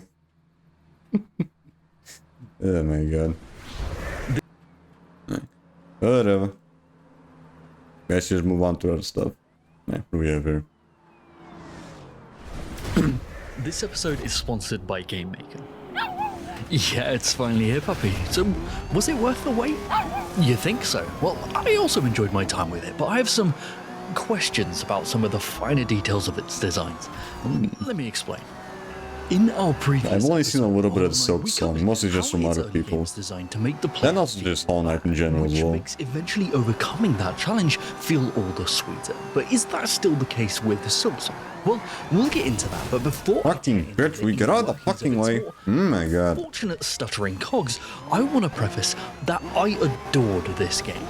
I believe the advancements Team Cherry have made in combat and platforming are monumental and give the player a sense of control I have never seen in a 2D platformer before. The tools, selective abilities and core moveset give Hornet a cornucopia of ways to counter enemy slams, dashes and projectiles. And a greater emphasis on parrying enemy attacks gives weight to your own, and bosses remain readable even with a bunch of ads thrown in. And abilities designed to allow you to quickly re-enter and disengage from the fray make combat feel so much more fluid. And the same can be said for There we go. So managed to get him though. Doing all that bullshit.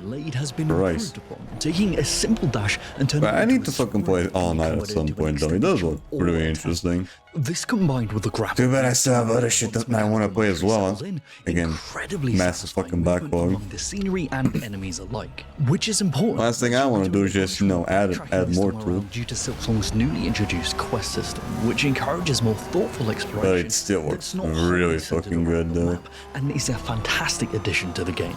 But as much as I fell in love with these systems, my problems begin with how they're all taught to the player. For example, in Hollow Knight, you're not explicitly taught how to pogo jump with your down slash. The closest thing they have is the hidden grub challenge that forces you to pogo off of spikes, and it's the same here in Silk Song. There's no dedicated tutorial whatsoever, and you're left to work via trial and error to top it all off. In Hollow Knight, this action required one input of the analog stick and an attack, but here, for some unfathomable reason, they've given Hornet a diagonal down slash attack depending on her initial facing direction, and then require the player to alter their orientation mid-jump, pushing their analog stick in the desired direction. Right, yeah, I remember people bitching, complaining about this one fucking jump, just because you have to dash diagonally instead of down slash into that shit. to your thorny doom. And to add a cherry on top of that, because it's a diagonal attack, the positional requirement of the player is doubled, as it's no longer simply a horizontal adjustment to align fucking get out of the way. but also directional, with tight room for error. And they led with this design. And what I mean by this is the game actually becomes infinitely easier in this regard once you find the Reaper or Wanderer's crest, which alter Hornet's moveset and playstyle and replace her diagonal down attack with the Knight's original. Yeah, with the normal one. They choose to open the game with the one attack that the majority of people are going to have the most issues with, because it closely lines up with Hornet's moveset from Hollow Knight boss fights. Well, yeah, that's true, but was that worth it? Its design discourages players from using it in combat. Yeah, it's just discouraging people from exploring as much as possible and just wait until they have like better shit to fucking, you know, not deal with as much bullshit. In the grapple using Silk, which, yeah, makes sense thematically, but just means if you have limited Silk, which is common, you have to wait on hooks for it to replenish, leading to a lot of downtime. And this is the thing, when you use the grapple in combat, hitting an enemy will refund the Silk that you spent, making it effectively free. Well, yes, if you do have enough Silk, you can use the grapple twice in the air, this is true, but because the developers can never fully account for how much Silk a player will have at any one point in time, they cannot incorporate double grapples into legit platforming challenges without a hoop or an enemy to reset them and regain that Silk. So why does the grapple cost Silk at all? Completely removing the Silk cost and having the grapple's usage reset once you remain stationary or hit an enemy would encourage more of its uses in combat and also completely stop this hoop downtime. Yes, this is a tiny detail, but these things add up when you're trying to condition and teach your players. Right, especially when you're just trying to get as much shit as possible in a very short amount of time. Platforming and combat options as much that shit eventually adds up. Because that's where the fun is. I cannot stress how fluid and satisfying the movement is once you get used to all of this, and I promise that you will eventually get good at it because of how unbelievable the boss runs are.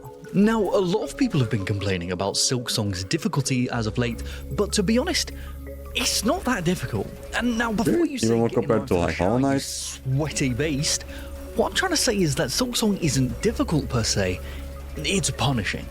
Think of difficulty in terms of a puzzle. It could be incredibly difficult, but there is no punishment involved for failure to understand or execute the solution. Enjoyment comes from overcoming that, whereas punishment has nothing to do with inherent challenge. For example, getting over it. It's extremely simple to play mechanically, but if you make one mistake, you could lose hours of progress. So how does Silksong punish its players? Well, firstly, nearly all bosses which causes a lot of people just fucking completely give up on the fucking game after a while. This can also be seen in certain environment hazards, but I genuinely believe that this might be, pun intended, a bug. Because you're not taking 2 damage from these thorns, you're taking 1 damage twice. Now, some hazards are 100% designed to do 2 damage. Lava, for example, has a specific charm to take its damage down from 2 to 1, but when you fall into lava, it does all of its damage in 1 instance rather than 2. I think they may have forgotten to activate invulnerability when the player hits a hazard as they transition them to the temporary checkpoint, so as you remain inside the hurt box of that hazard, you take another instance of damage. I'm making this video. Oh, okay. So it was right on that. It was a bug, and then they fixed it afterwards. And yes, in Hollow Knight, some bosses did 2 damage too, but only late game ones, and they did so to show size, intensity of the attack, and scale the game based on player. Yeah, I've seen a little bit of that. Here, Like all the bosses from Nexus video, he walked into like the lore of Hollow Knight. There's not a lot of room for growth scaling wise either. When introductory bosses do as much damage as Absolute Radiance does at the end of Hollow Knight, it starts to feel a little bit inflated in that department. And it's not even just the attacks. Making bodily contact with bosses also does 2 damage, which goes further to discourage usage of the movement abilities that transport you towards the boss, which, let me check my notes, is most of them. All of this basically halves the player's health from 6 to 3, making it incredibly difficult for players to actually learn the fights. And these issues are just compounded upon with all of the changes made to how healing works. Previously, the knight could spend a portion of a resource to heal a single mask of damage, but in Silksong, the player has to build up to a specific amount of silk before they can execute a large free mask heal, which seems like a net positive, right? Well, just like with the first game, but then if you're hit mid-heal, at first, but then you realize you have to make sure you don't waste the. Yeah, it's like a certain mentality. Shit. Beforehand, you would just immediately use the fucking thing. Even if you just got 1 hit. Now, because you can only get like a bunch of health, not just 1 hit point, now you're like, you don't, once you get hit, you don't want to, mentally, you don't want to immediately use it, because in your mind, if you just got hit once, it would just be a waste to use it, because you can get, you know, I can get way more fucking points if you just use it later, if you get hit again. Which, mind you, with this type of game, you're definitely gonna get hit probably. Just because there's probably gonna be a lot of new players. All over again, meaning you're probably cooked for the rest of the fight.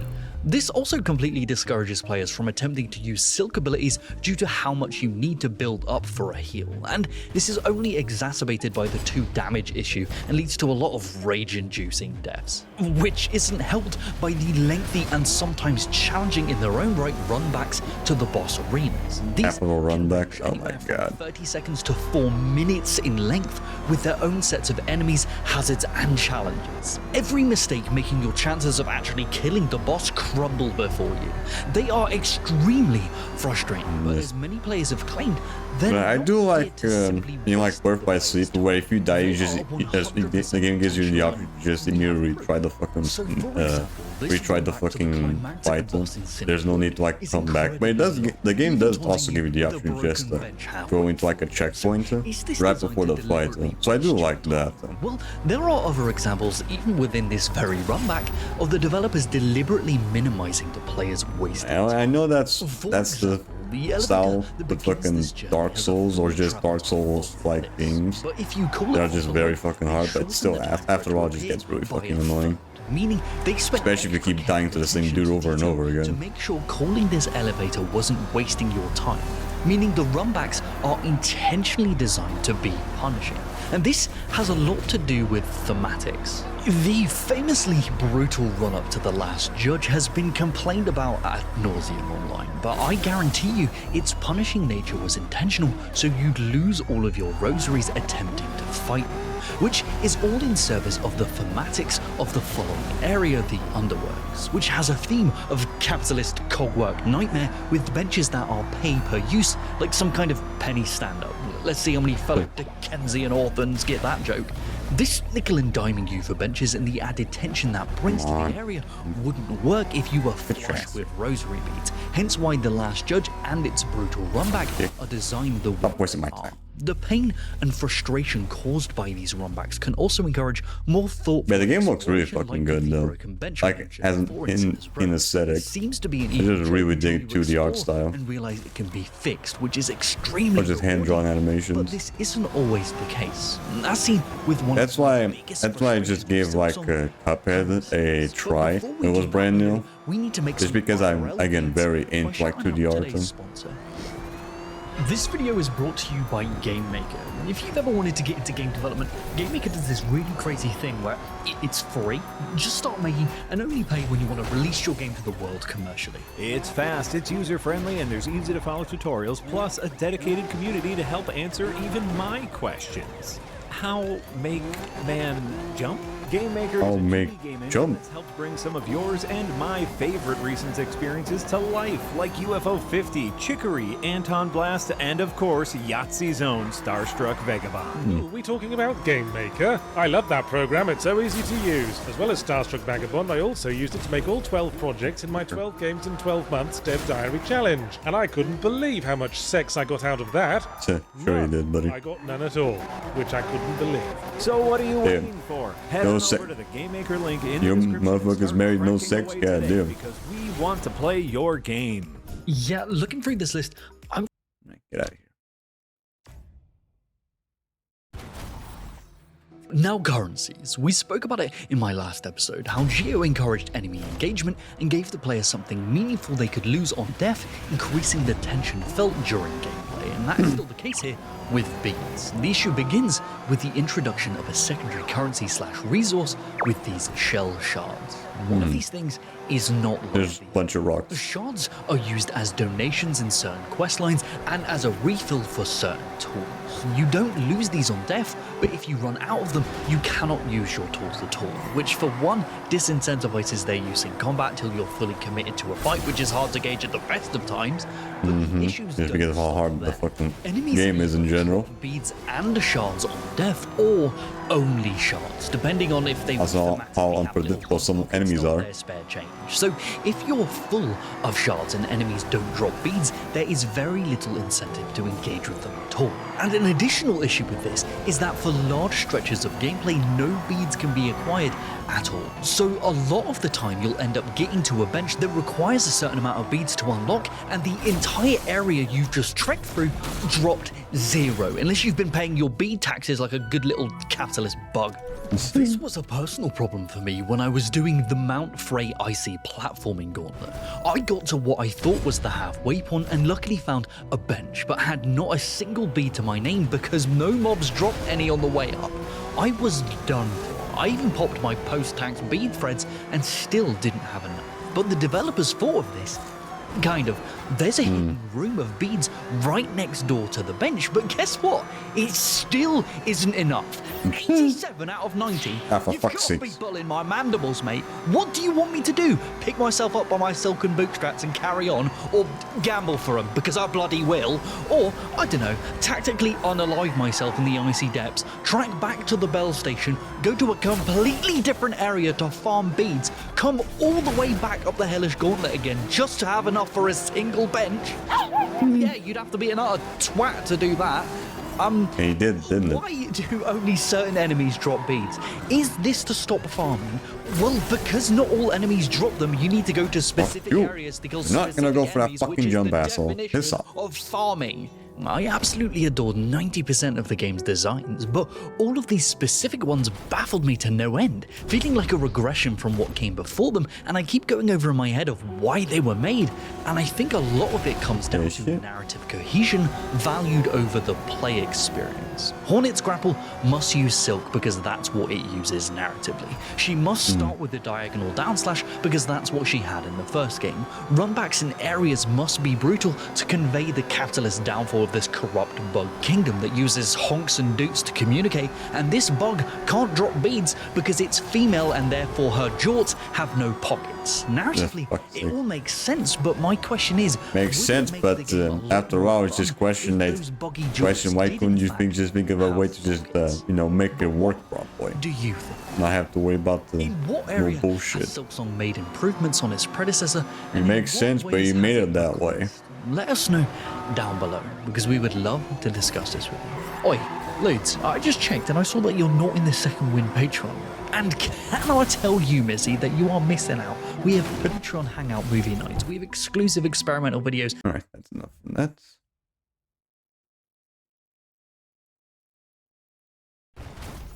Receiver. Yep, there we go. There's the fucking... There's the Johnny review.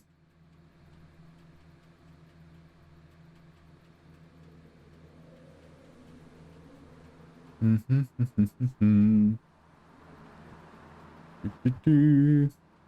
here we go.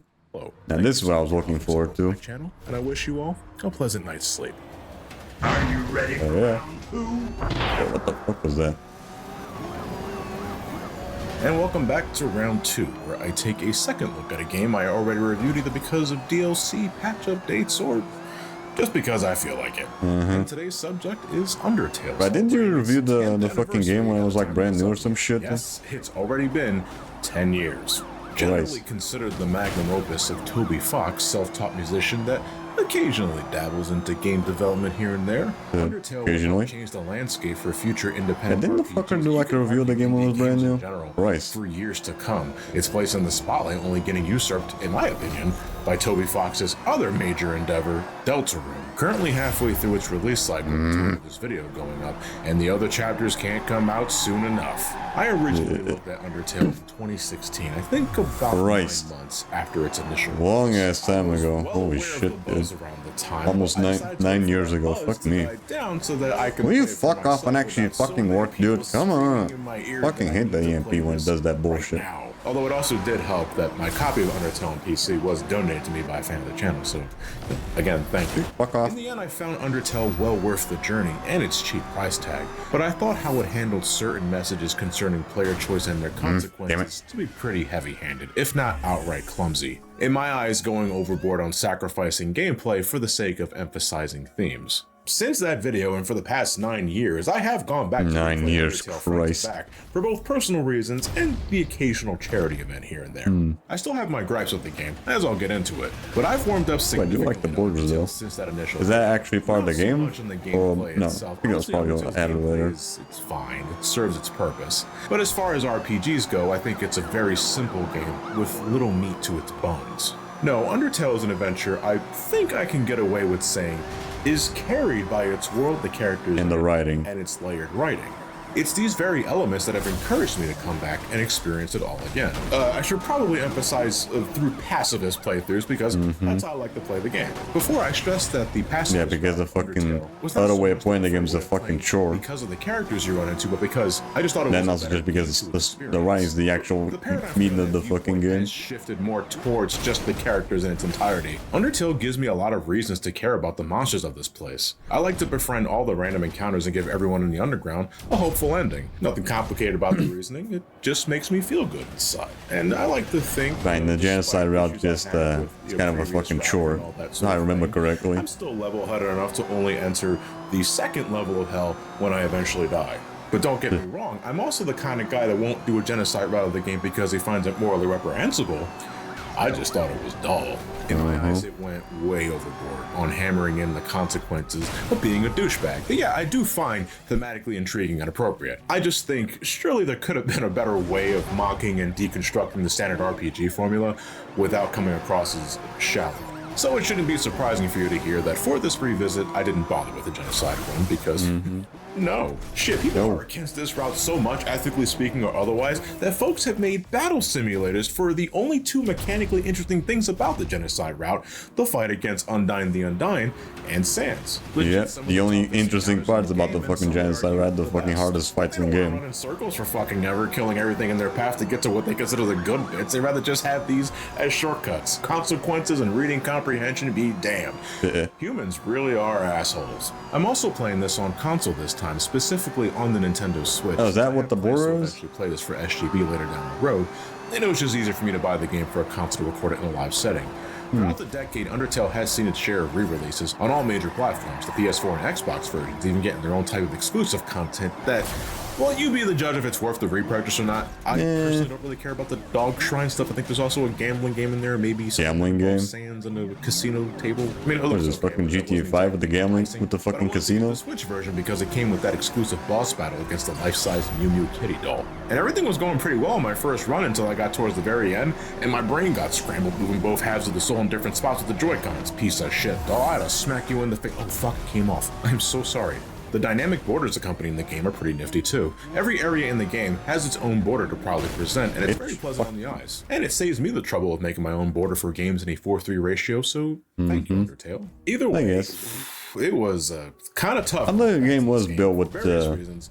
Let's get into like that, so I don't think it really hurts. My opinions on the story and world of Undertale the borders do look good. Much since my initial video. It is do they change depending on the place that you're at though? Laugh from the game's goofy characters, it does look like and its that. abundance of humor, be it through the game's writing or the plethora of visual gags. Asgore's boss battle theme, though, has been ruined for me because now I can't get through the fight without my brother Elliot talking about running over a deer with a truck, or my girlfriend talking about putting fingers up Kanye West's ass. No, you're not getting any fucking context for that. Shit. Admittedly, it is hard to think. What the fuck was that last one? Because I'm sure a good chunk of you guys know every little facet of this game, thanks to either playing it for yourself or watching the myriads of videos. What the fuck was that last one? Holy shit, dude. Character analysis, Easter eggs, and whether Alright, hold on.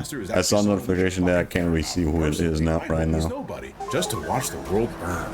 But I think what I like most about Undertale's cast is that, despite being let me get this guy first. Of all shapes and sizes, ranging from magical goats, skeletons, fish folks, and fabulous robots with long legs, everyone here feels very grounded. Like their personalities and quirks make them not only completely relatable and captivating to listen to, it's just always wholesome to see that these guys clearly care about each other and then some, and want nothing more than to lift their spirits, given their less than desirable circumstances the war against humans and monsters place them in. Okay, here we go. Thanks to the father, Albert. Much appreciated. Like Gerson, Just farming SP here and watching some vids. Much of this guy originally, but now he's like one of my favorites because of just how goddamn pathetic he is. So do I really like him for who he is, or does being around? Yeah, what the fuck was that one about the shoving fingers up Kanye's Aunt Kanye's ass? What the fuck was that? It does noticeably take a bit to get fully going.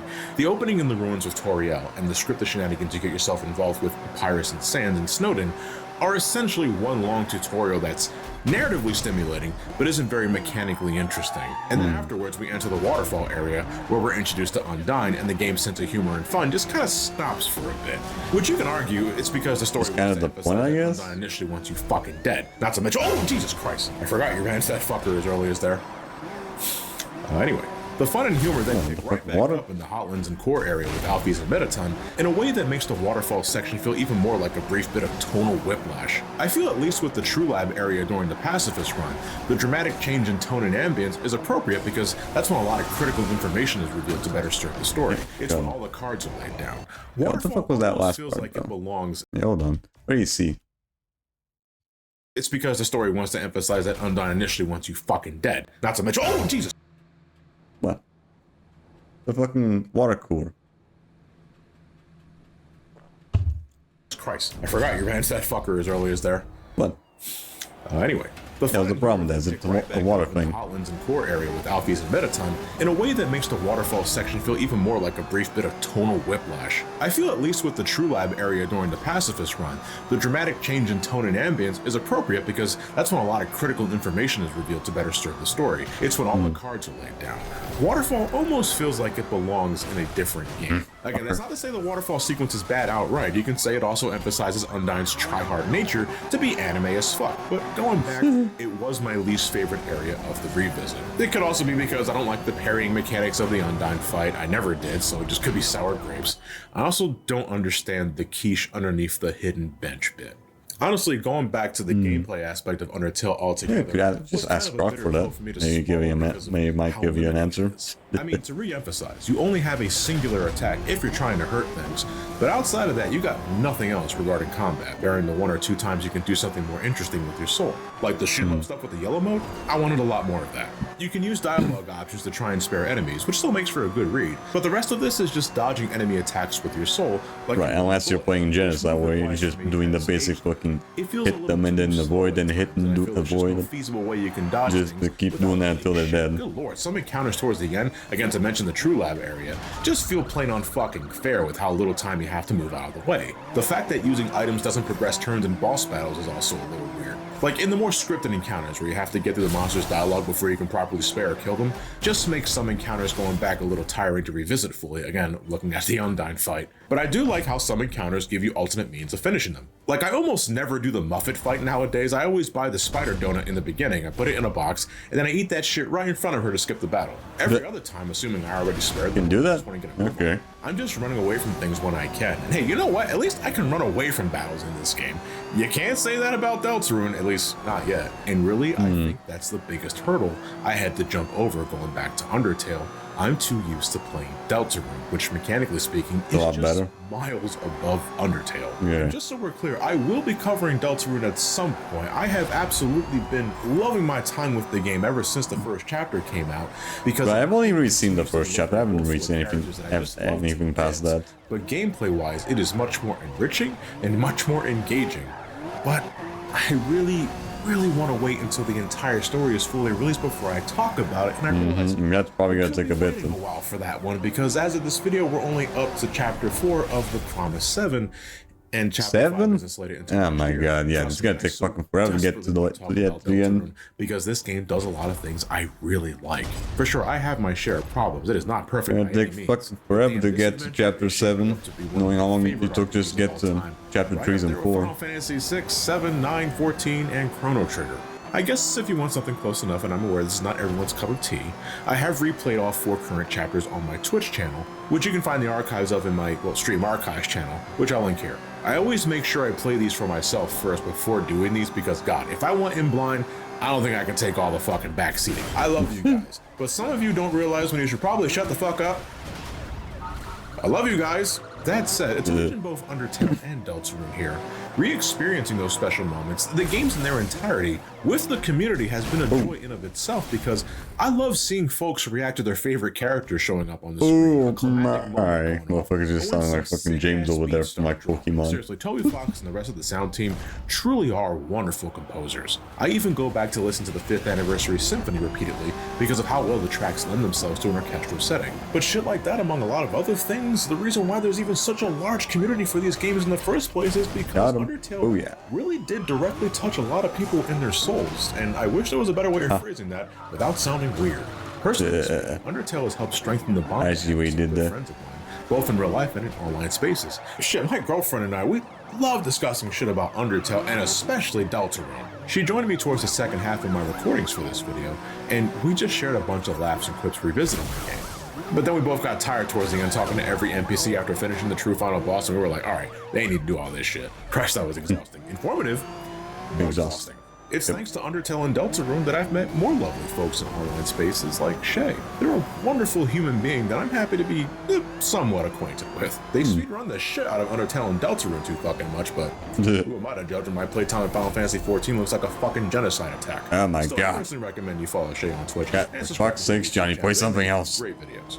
For the past decade, Undertale has inspired writers to construct countless fan stories and alternate realities. It inspired artists to cook up wonderful illustrations, paintings, webcomics, and animations, both 2D and 3D.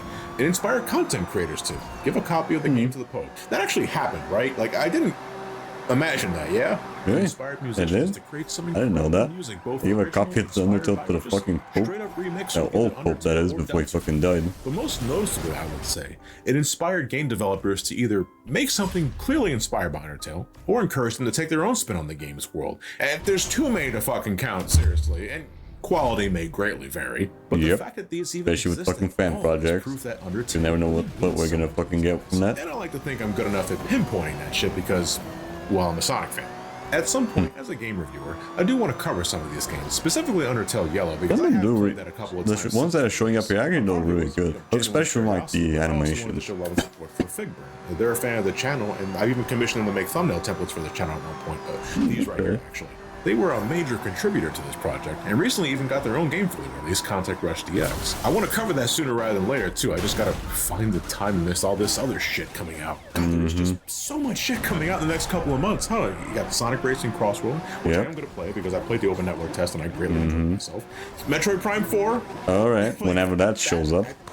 I still need to look at Metroid Prime 1, 2, and 3, like dedicated versus videos, and I'll get there when I get there. You already did that though? I haven't played Donkey Kong Bonanza yet. Yeah, I'm pretty sure you already did like reviews of those fucking. It's actually out. Oh, and also Silk Song as well. I want to look at that too, but I also hear it's pretty long. Like it's longer than Hollow Knight. And Hollow Knight's length originally, if I recall, in my old video for that one, that was something that caught me off guard. So when I eventually do get the Silk Song, right? I heard that Hollow Knight in general just takes fucking forever. Oh god. I got essentially gonna approach it like a Soulsborne game. It's like you're in this for a long run, buddy. So make sure you got nothing else going on the rest of the day when you start recording that game. But that will happen at some point or another. Before any of that, though, I need to get back to work on the Castlevania Portrait Ruin video, which alright, yeah, he's going to the DS Castlevania games right now. More things to record before I work on that video. That game still means a lot to me. So I want to spend some extra time talking about like what Portrait Ruin means to me as both a Castlevania player and a lover of Metroidvania games. So hopefully it'll be worth the wait for you guys. But that is what we'll be working on next time. So with all that said, thank you all for tuning in. Thank you all for watching. Have yourselves a fantastic night and take care. Hell yeah! All right, that was the one I was really looking forward to. Yeah, goddamn. There's even the fucking his old review from before. Yep, 9 years ago. Christ. Thanks. Christ, that was a long ass time ago. I think I remember watching that shit when it was brand new. Oh my god. Gentlemen and Alright. What else do we have here? Gentlemen and female gentlemen, we are here. New episode the movies? Dragon Ball Z Abridged, and by episode I mean the movie, the Bardock Father of Goku movie. This is the one that a lot of people asked me for, and witness me, baby. Let's see what we got. Alright. What do we got here?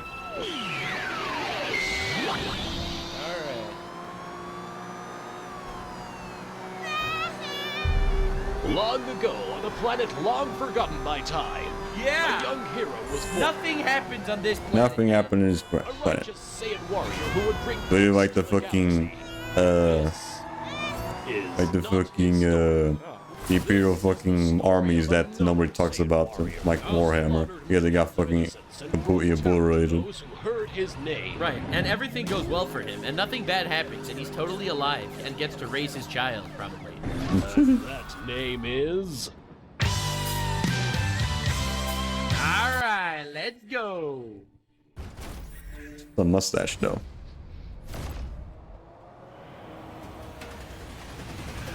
Dude, I've never watched this movie, like even the original, so this is completely new to Bzah.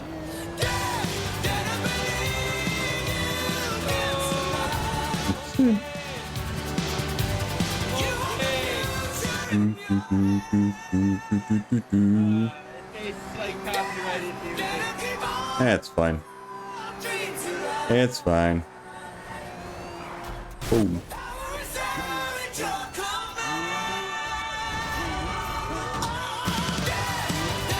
Hi, Scott. Everything good?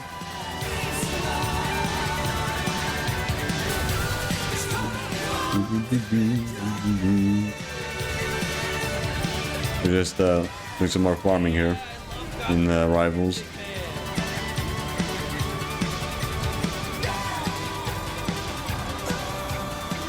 Get your ass here, fucker.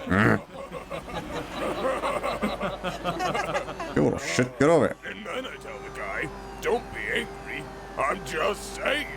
I'm just saying. Oh my god. And then I tore out his throat. Bro, this guy kind of looks like Nappa, not gonna lie. Like fat Nappa, that is. Hey, what Like up? fat sumo Nappa. Heard you have a kid. Congrats. Who's the mom? I bet it's Selena. Damn it. I see the way you two look at each other. Nah, it'd never work out between us. Why not? Sure. Are you kidding? She's a raging I'm right here. Rick May's B-Days today. He would have been 84 if he was still alive. When was this made? 14 years. Who's Rick Mays? Do anything on YouTube. Asshole. And? God, this is why I hate men. Honesty is the best. 85? That Yo, what the fuck is Rick Mays though? Okay, that is what we call love. Love. Is that like the voice of Soldier from like the TF2? When they be like, Or is that someone else? I don't know. two genders when I am clearly a fourth. Yeah, that's what it is. Yeah, he was the one of the voice of Soldier from like TF2, right? I knew the voice reminded me of someone. So, why did we attack this rock in the first place? I don't know. The mission briefing said this planet was full of psychics. Wait a second. Doesn't that mean they can see the future? Don't you think they should? Did they ever, you know, replace the dude like for other stuff? Bro, that is I don't think they did, right? fucking lore dive twist of all time. Because they haven't really been using any of the old voice actors for anything recently. But they're like so fucking stupid. They don't actually do shit about it. Psychics supposed to have unbelievable mental. Frogman. Hey, look. All right, that's good. No, they can see me. I have to stop you from destroying my race. Bro, they're literally retarded psychics. This is the greatest twist of all time. They're like they're psychics and they can see the future, but they're stupid and they're fucking dumb. So like it kind of like it's a great power, but it like kind of cancels out. We already did that. I know you do that. I'm gonna kill you.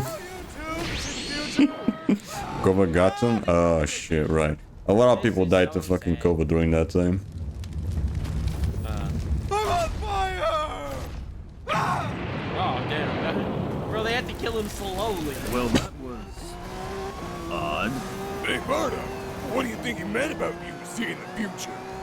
Bardock? Bardock's down. Say nothing if you want me to eat the remains of that alien.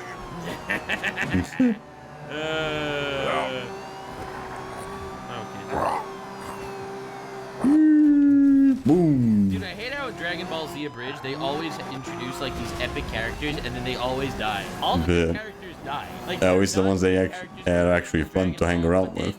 they're great characters in like the Abridged and then they die. All right, think of Nappa. Think of Super Kami Guru. Okay, think of Cell? Android 16, man. Think of Android Cell? 16. Cell's also really good in the Abridged. Think of Dodoria and Zarbon. Oh my god, it's true.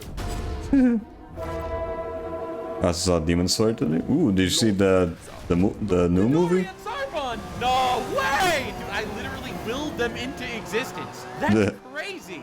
Okay. I've only seen a review of the movie. That's about it. Isn't literally just the same shit as like the previous one, where it's just the main character goes like someplace and he has to deal with a fucking bad guy The reports say that it was overtaken by a group instead of a train. It's a fucking castle. led by Bardock. Yeah, Instead of Michael Jackson, it's just some random dude.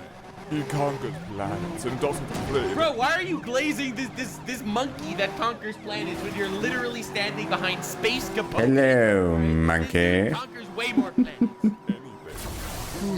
Doesn't afraid of anything indeed. Well. Well, looks like you're gonna be dealing with everyone's favorite racist over here. What's going on? You didn't watch the first one? No. Fair. I haven't watched either. I just saw like the synopsis. Just the main character dealing with fucking Michael Jackson, the train. Alien race? Oh, I get it. He must be earning their trust before he slaughters them all. Yeah. Like dad, like son. Everything's gone dark. Is it over? Am I? Oh shit! Dude just fucking shows up in his nightmares, the blackest of voids. Like, what are we looking at? Oh my god. Bardock, are you all right? Your heart rate skyrocketed. I'm okay. I'm okay. It's just... It was your butt-ass noob. Yes. Where am I, anyway? Well, you're on Freezer Planet 692. Uh-oh. Man, you'd think with all his free time, he'd come up with better names for his planets.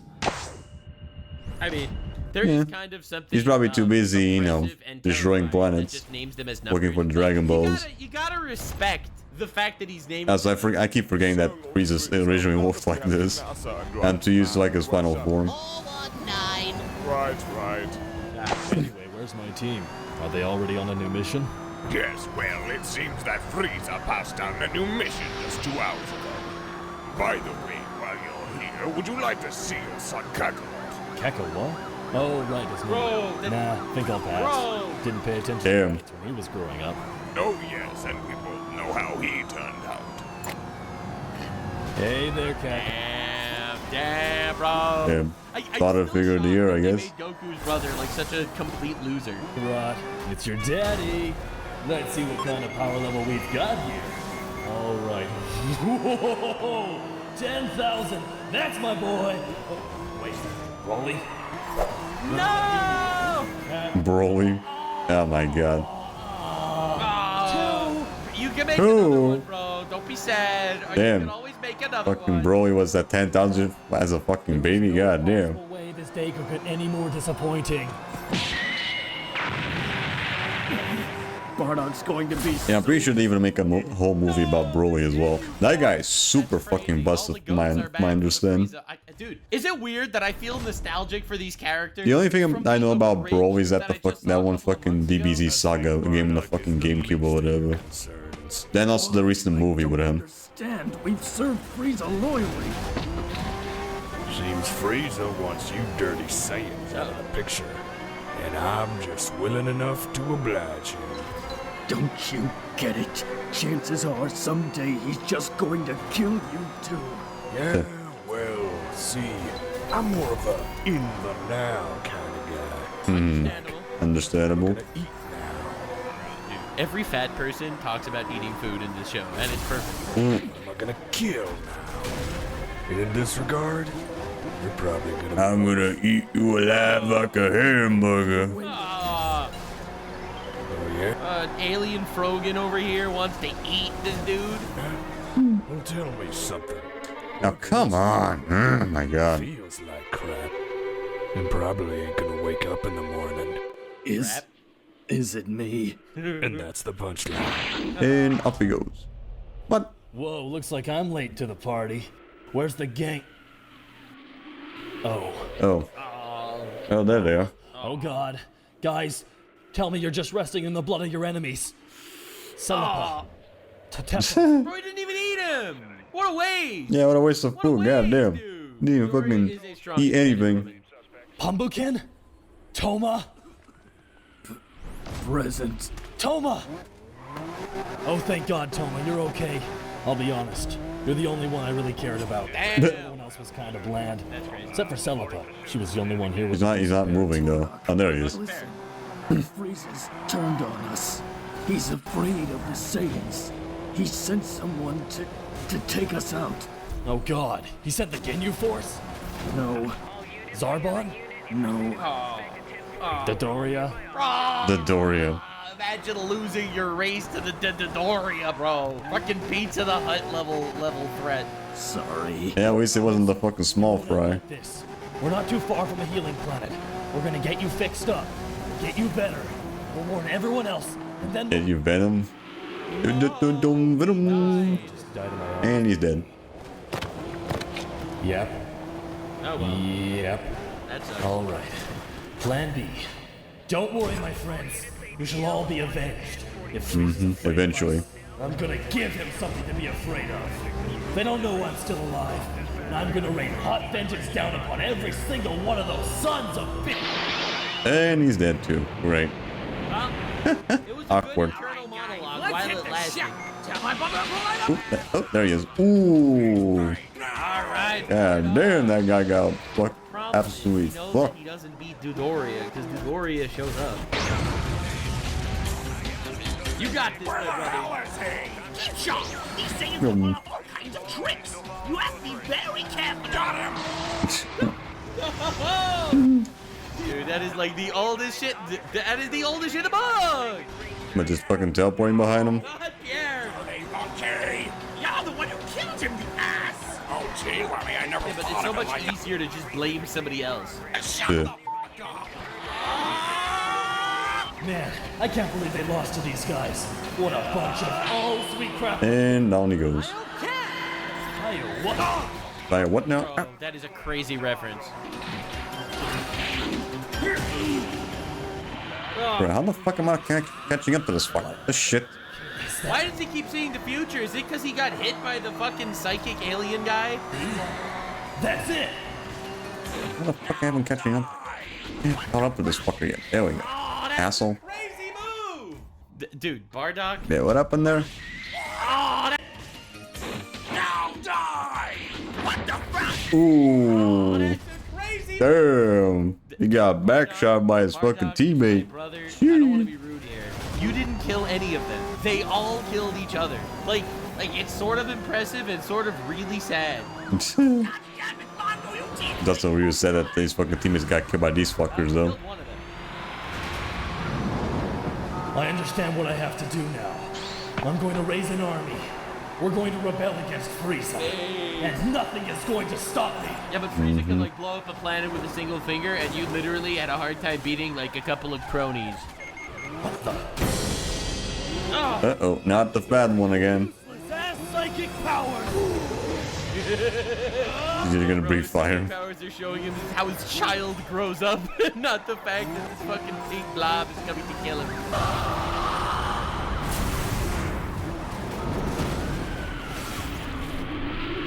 Yeah, do. Do. Another one bites the dust. Yeah. Do. Dun dun dun dun dun.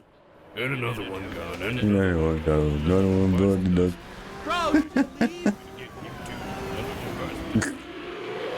And he's still alive. Somehow. Oh God, it's true. You really. They made a mountain of them. Do soil yourself when you die. It's everywhere. It's in my Victoria wound.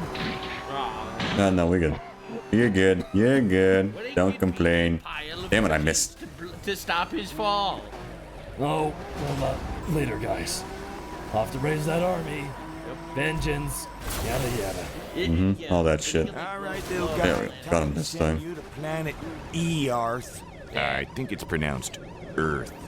That sounds stupid. You're stupid. I mean, to be fair, ER does sound way cooler. So, how did the mission go? Complete annihilation. Yeah. Complete Annihilation. So, you're absolutely sure you killed every single living thing on that planet? Complete annihilation. Annihilation. Yep. You were saying? If that was the mission, how could you possibly flub that one, bro?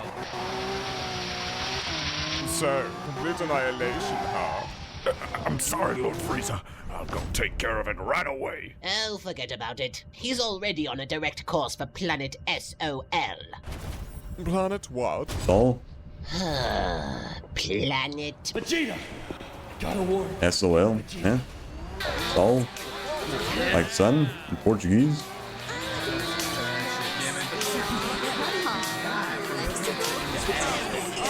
Look at all the Saiyans with their scouters and their fucking wife beater armor. You guys, Frieza's going to. Who put that table there? Dude, Bardock, are you wasted? No. He's covered in blood, bro. What are we doing? Does smell like? Yeah, it could be wine. You never know. We don't have much time. Frieza's on his way here and he plans to kill us all. We have to raise an army. And Your mom's an army. Oh, destroy! do you? This is stupid. You idiots even get it? Frieza's about to commit genocide in our entire race. Cool story, bro. I'm done. I hope you all die and go to hell. Damn. Wow, that guy's a douche. Yo! I can't think of. Hey, they don't want to listen? Fuck it, let them die. Couple jokes. Need an army. I took on those elites. I can take on this tyrant. Yeah. Yeah, sure, buddy. Yeah. Sure, buddy. Frieza must be stopped, no matter the cost. Mm-hmm. You got the touch. You got the power.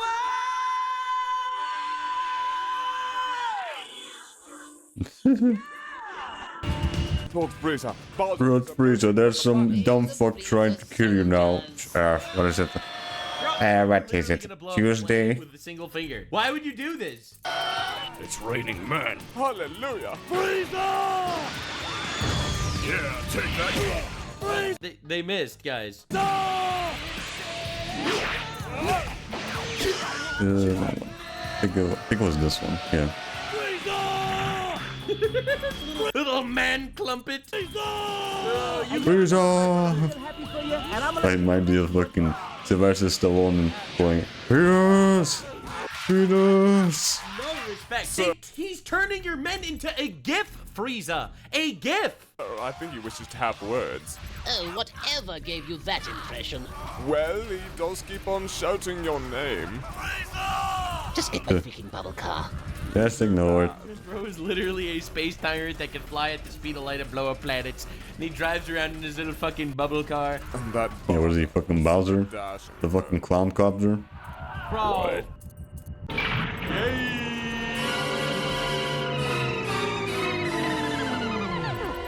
Fucking sound effects, One of dude. those Sith chairs. There you are, Frieza. I've been looking for you. Well, I'm not exactly hard to find. I mean, true. We've had enough of this. We're done working for you, Frieza. Who's we? Who's we? We?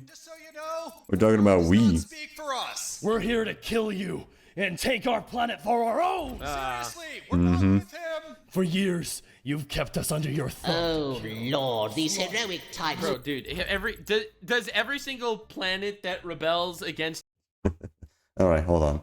Let's take a little break before we continue on with this shit, shall we? Right, let's continue on with this random fucking video as well. Shouldn't take too long. Yeah, there's only like 5 minutes left. Yeah, whatever. I don't know. Yeah.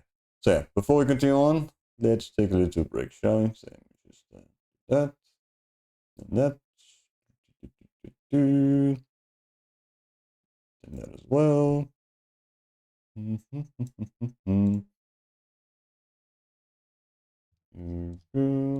then change over here. Here we go. Alright. We'll be right back after a little break.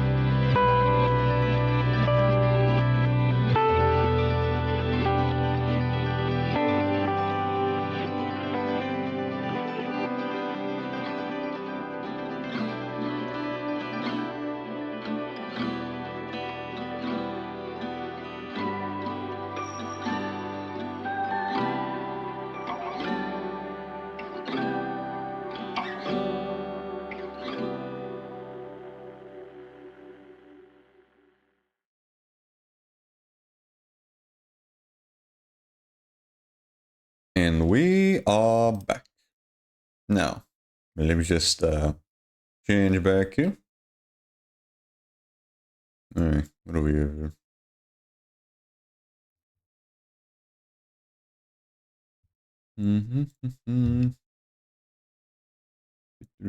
Alright. What's this all about? Sport for operation cards? In 2011, a video appeared on YouTube of a live stream showing a man being shoved into a card stand in New York City. This caught the attention of 4chan's B, and many users thought it would be absolutely hilarious if they went on the live stream to keep knocking it over for everyone to watch in real time. This quickly became known as Operation Card Stand. Operation Card Stand? Background, 4chan was able to track down exactly where the live stream was located, which was right next to Times Square. Soon after, countless threads sprung up, with users claiming that they lived close to the store and would be there in 30 minutes to knock over the card stand. However, many users would never show up, making the phrase, "Give me 30 minutes," famous on 4chan, and even on the internet as a whole. But with all the failed attempts, there were plenty of users who made it on camera, and some were even able to push down the card stand for all to see. But as 4chan kept coming, the store owner began to catch on to what was happening. At one point, he even called the police, right as another anon was contemplating pushing it over. Operation Card Stand would continue to blow up, and 4chan did everything from ordering prank pizzas to making memes about it, even visiting the spot to say hi to the stream. It got so bad that the owner was forced to keep the stand closer inside and tie the whole thing up to the shop, making it much riskier to knock down. But of course, that didn't stop 4chan. Eventually, the shenanigans would quiet down, but some users would still make the journey to visit one of 4chan's most iconic memes. Right, just to fucking push that thing over. Just to push that thing over. Christ. Again, probably people that don't have much else going on. Just do whatever, just pass the time. Alright. Where were we?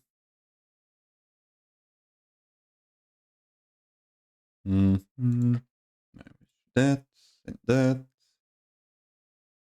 And this. Alright. Let's continue on, shall we? And also, yeah, I did run into another fucking disconnector right before I left my room. Christ.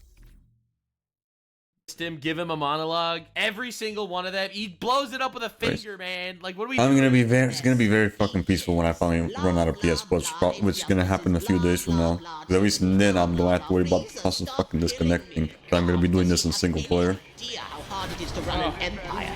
I've got other things to do today, you know. Cinema, dude. Like decide. Like, I love how just unbelievably evil he is. Like, this is the most important, brave moment of Bardoc's life. And for Frieza, Wait, it's just another Tuesday. like, he's scary. Yeah, it's really just fucking M. Bison from like this fucking Street Fighter movie. Dare I say, Rose? Oh, perhaps I should give Cool a call. His birthday's coming up. Nah, he's a prick. Wait a second, where was I? Oh, right, mass genocide. Yeah. Once and for all. Now, take this, Frieza. The power. And they're all dead. Oh, you really put the whole Saiyan race behind that one, dog. And they're all dead now. It's just sad. Oh, that's But that was just sad and pathetic. Just a little. speech, didn't care. L plus ratio plus. Yeah, right, You forgot. can't squat 15 below parallel. I forgot the fucking my control was almost running out, so I forgot about that. Hold on.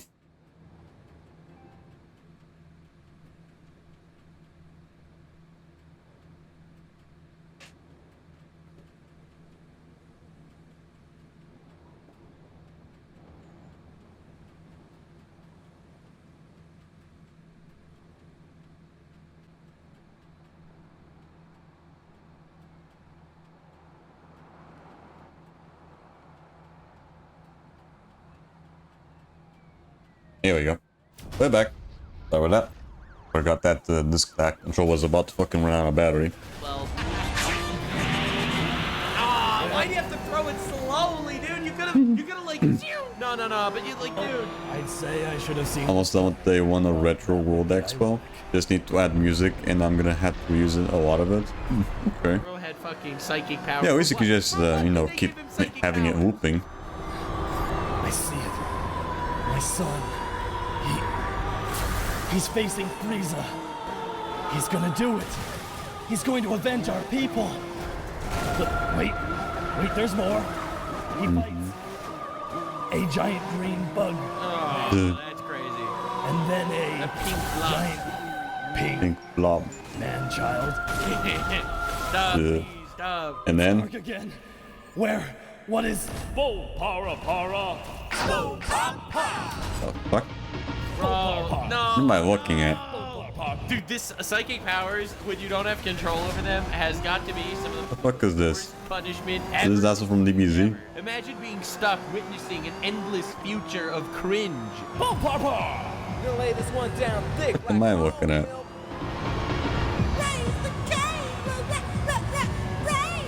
Bull para para. Bull para para. Bull para. What am I looking at here? It's gonna be a real one. Welcome the sweet embrace of death.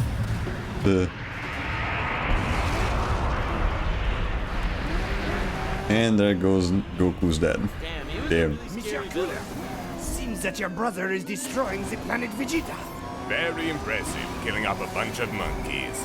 Any look at a hillbilly with a shotgun could have done that at the zoo. It's the cooler Frieza. Wait, sir. It seems he has missed one ship. You're within range to intercept. No, let it go. But where? Because Where? Like, I get there's supposed Where? to be French or whatever. Wait, is this supposed to be? This is Frieza's brother? Whoa, that's crazy. Dude could have just fucking sniped that ship and Frieza would be alive, but nope. Planet Vegeta was destroyed along with all its inhabitants, save a lone Saiyan child. Yeah, this is really just fucking Superman, dude. And also Vegeta and Nappa. And a space pirate, and a renegade monster and his father, and of course, Prince Vegeta. What? There he is. I have to hear that one more time. Vegeta. Prince Vegeta. What is it, Nappa? Well, I've got good news. Yeah. Nappa with fucking hair? Well, that looks wrong. That just looks wrong, dude. You don't understand. Nappa with hair just looks fucking weird. Bad news is He's like fucking Vin Diesel with hair. has been destroyed by a gigantic meteorite along with all its We're too used to fucking bald Vin Diesel. and your father. Bull family. My race. But the good news is we're going to Dairy Queen. My entire race is gone. Dairy Queen. Dairy Queen. Just take me to the Never end on bad news, baby. damn Queen Nappa. Yeah. Seems like the beginning of a beautiful friendship. Uh-huh. Wait, one of them then just ends up fucking killing him later. Oh, look. Someone drew out a perfectly good. He just has his fucking dick out as well. I think I'm gonna call you Clark. Hey, Clark. Right. Back in the day, animators just went, they could just fucking draw penises on a fucking kid. I remember back in this old anime as well, because like, hey, Vicky or whatever, there was like a nude scene where the kid was also with his fucking dick out. That was really good. That was really good. I like that a lot. Yeah, no, dude. Dragon Ball Z Abridged. I'm happy I still have a couple more movies to go through, because this shit's great. Anyway, let me know in the comments the next movie you want me to watch. Thank you so much. Appreciate you guys. And remember to stay weird, fam. Like, subscribe. Alright. Let's see. What else do we have here?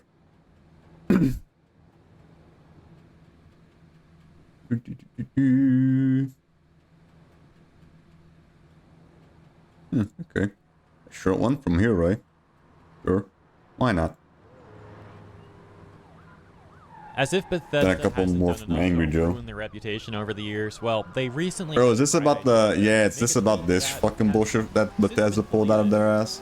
They got a ton of backlash for it, but we're gonna talk about that tweet. I'm gonna show you Yeah. what it was. This whole tweet was all because of Charlie Kirk dying. Some quick context onto what led up to this. As a few days ago, right after what happened to Charlie Kirk, Yep. 42-year-old She-They Bethesda producer was on their Blue Sky account celebrating what happened to Charlie Kirk. Yeah, They have great. posted a number of other posts from weird. And she wasn't the only one. There were like a lot of other people also celebrating that bullshit. Come on, dude. Other people that they'll. What the fuck was right in front of me? What the fuck do you mean interception failed? And now with that context, that takes us up to the situation today that I bring you in this video. We could see this tweet reading, so in response to people criticizing Bethesda for their employees mocking the passing of Charlie Kirk, they dropped this video of their game Indiana Jones with him saying, "You don't care about these fascists, do you?" Then when people notice, they delete the tweet, showing not only are they disgusting people, they're also cowards who can't stand 10 toes on what they say. I say again, stop funding people who hate you. And as I mentioned just a moment ago, I'll show you the deleted tweet, which we've got right here. The 9-second clip of it's a fucking Indiana Jones saying tired of these fascists or whatever. Nice place. You don't care much about these fascists, do you? So yeah, And that's the fucking clip. That mere days after all the backlash they were getting. Yeah, really right after fucking Charlie Kirk dying. Christ.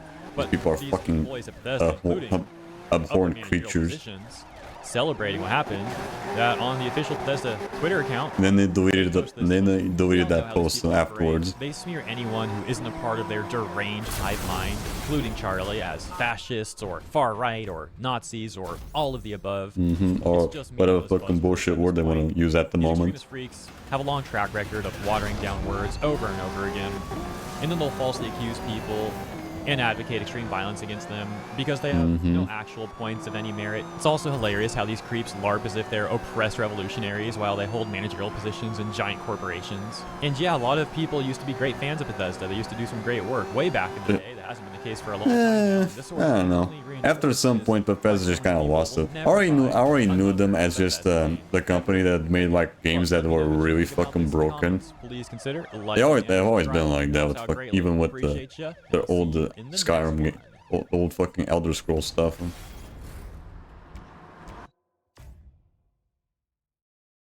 It's just now people are paying more attention to that shit just because of all the bullshit that's been pulling out recently.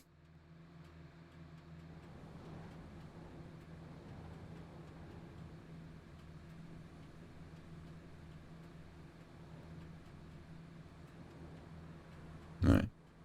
What else do we have here?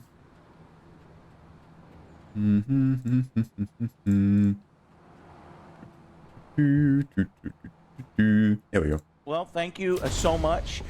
Click the links down below. What the hell's going on with the lighting there? They're like very overexposed. Many gaming sessions, long gaming sessions we all go on. Yeah. For this first story that we got in the news today. Which you said it was a light week, right? Yeah, lighter week. Light week. Talk about, but not a smaller, light week, right? Yeah, I'm pretty sure they probably recorded this shit before Charlie died. Or September. I'm not August.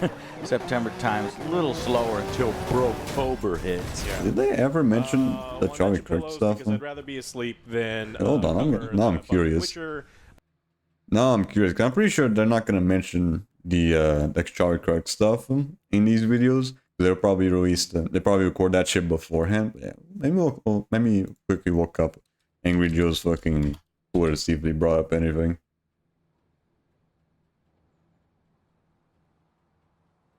Let's see, those. No. Yep, nothing. Nothing about Charlie Kirk.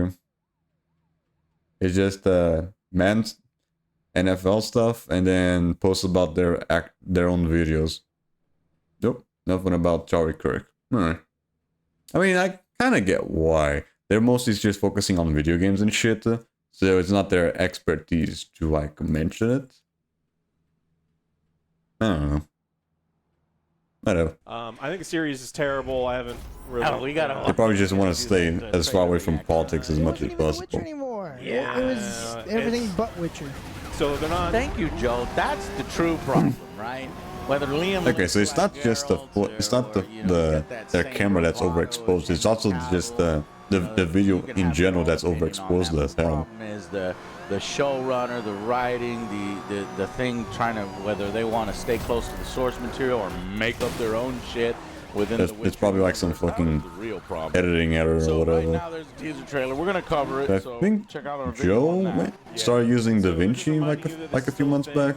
They paid for all of it, and they I wanted. don't know if he kept it or just moved right back to other stuff, right back to what he was using beforehand. Maybe you like everything, and it's one of those things that you don't care. Yeah. Some fans don't care whether they just want to see more of their IP, their favorite IPs. They don't care if it's good or bad. They just want to roll around it. it. Comes on screen, it's flashy, and every once in a while there's like 2 minutes of good. Even without fucking Henry Cavill. That satiates them. I would rather people not touch the IPs that I like if they're gonna do. Yeah, they're gonna fucking butcher it. So I don't want to watch this, but we're going to anyway. We're going to. Yeah. I'm on Forza Boys. I've already told them. Yeah. So season 4 is this next one, and I think they want to end it on season 5. So I think we're getting 2 seasons with Liam Pop. Unless no one fucking watched Unless it, like, no one watched like last season, and then there's like, hey, we don't want to pay for It's it. gonna be a bigger. Right, the second Henry Cavill left him, all the fucking attention that The Witcher had completely fucking faded. Long time. We They know fucking shot themselves in the foot with that one. And even though they're friends of ours, they are stupid. And I wish they would just do better things with their time. And watching them not understand the difference between a circle, a triangle, and a square for hours and hours and hours is I can't do it anymore, Flippy. You got to just do something better with your fucking time. Be better. Direct call out. He had a good weekend. I'm allowed to call him out. All right. Destiny players are mad because they said that Bungie has secretly moved free armor set into this store, so you have to pay real money for it instead of being able to grind for it. The fucker probably had the PSF on. $15, and so Shit. Bungie needs some wins. Shit. They definitely need some wins because goddamn they've been hit with a lot of shit. Who's in charge of this? But if Dewey, it's true, it's all their fault though. One of the higher ups is like, oh, that's a Yeah, nobody told them to fucking plagiarize fucking art or whatever. You could have charged for that. Yeah. That's too good. It's someone. If someone made that decision, they're completely like they have their head in the sand. And don't realize that for sure. Their fans are upset with them about the same game, and they just don't feel like they want to play any of this stuff. So I don't know. Nah, that's a shitty move. Yeah. That's real bad. That is everything wrong with the industry at the moment. And if it's in your game and it continues to be, a problem in the game where you're like on the line about whether you want to continue playing, I'll be like, nah, peace out. Well, since I'm done. Since they got caught, are you try to do something or just right? The community can fight back. We see a lot of that where they do. Oh, we're sorry. Yeah, we didn't realize that $15 was too expensive. We're so sorry. So we're sorry. Something. Yeah, and people online are saying that it's like they feel like they're being milked dry before that shit again. comes out. It doesn't look like this game is going to get supported. I mean, it hasn't been supported all that well in the last couple of years anyway, but when Marathon eventually comes out, they think that a lot of development will go over that way. Yeah. I mean, I guess they never said it was like fully free. That what they said was, hey, we're gonna have the return of the Iron Man PvP mode with new weapons to earn and an incredibly cool new set of armor. And then it comes out, and there's or when I can switch to like first person. Okay. Instead of thing, so it's like, wait a minute. Out of the way. You secretly moved that over. Yeah, it's not confirmed that it was done, but I mean, Fucker. Why are so many cars getting in the way? Is not non-stop. It's like, look, they purposely make an honorable armor in game look less attractive. Of course, all we need to do all that stuff to it, but they feel like they're being milked, and they. Which they are. Yeah, I mean, when you're a consumer, you sometimes realize it's like, wait a minute, I haven't been getting enough bang for my buck. I've been supporting the game for a long time, and this felt like something that they were kicking them while they were down already. So maybe they have Marathon. Teleport, come on. Yeah, Alex, I think we're at the point. Get your ass here, fucker. Destiny, and so we're turning to what's Bungie doing next? And when Alex mentioned Marathon, hey, we're sitting pretty, right?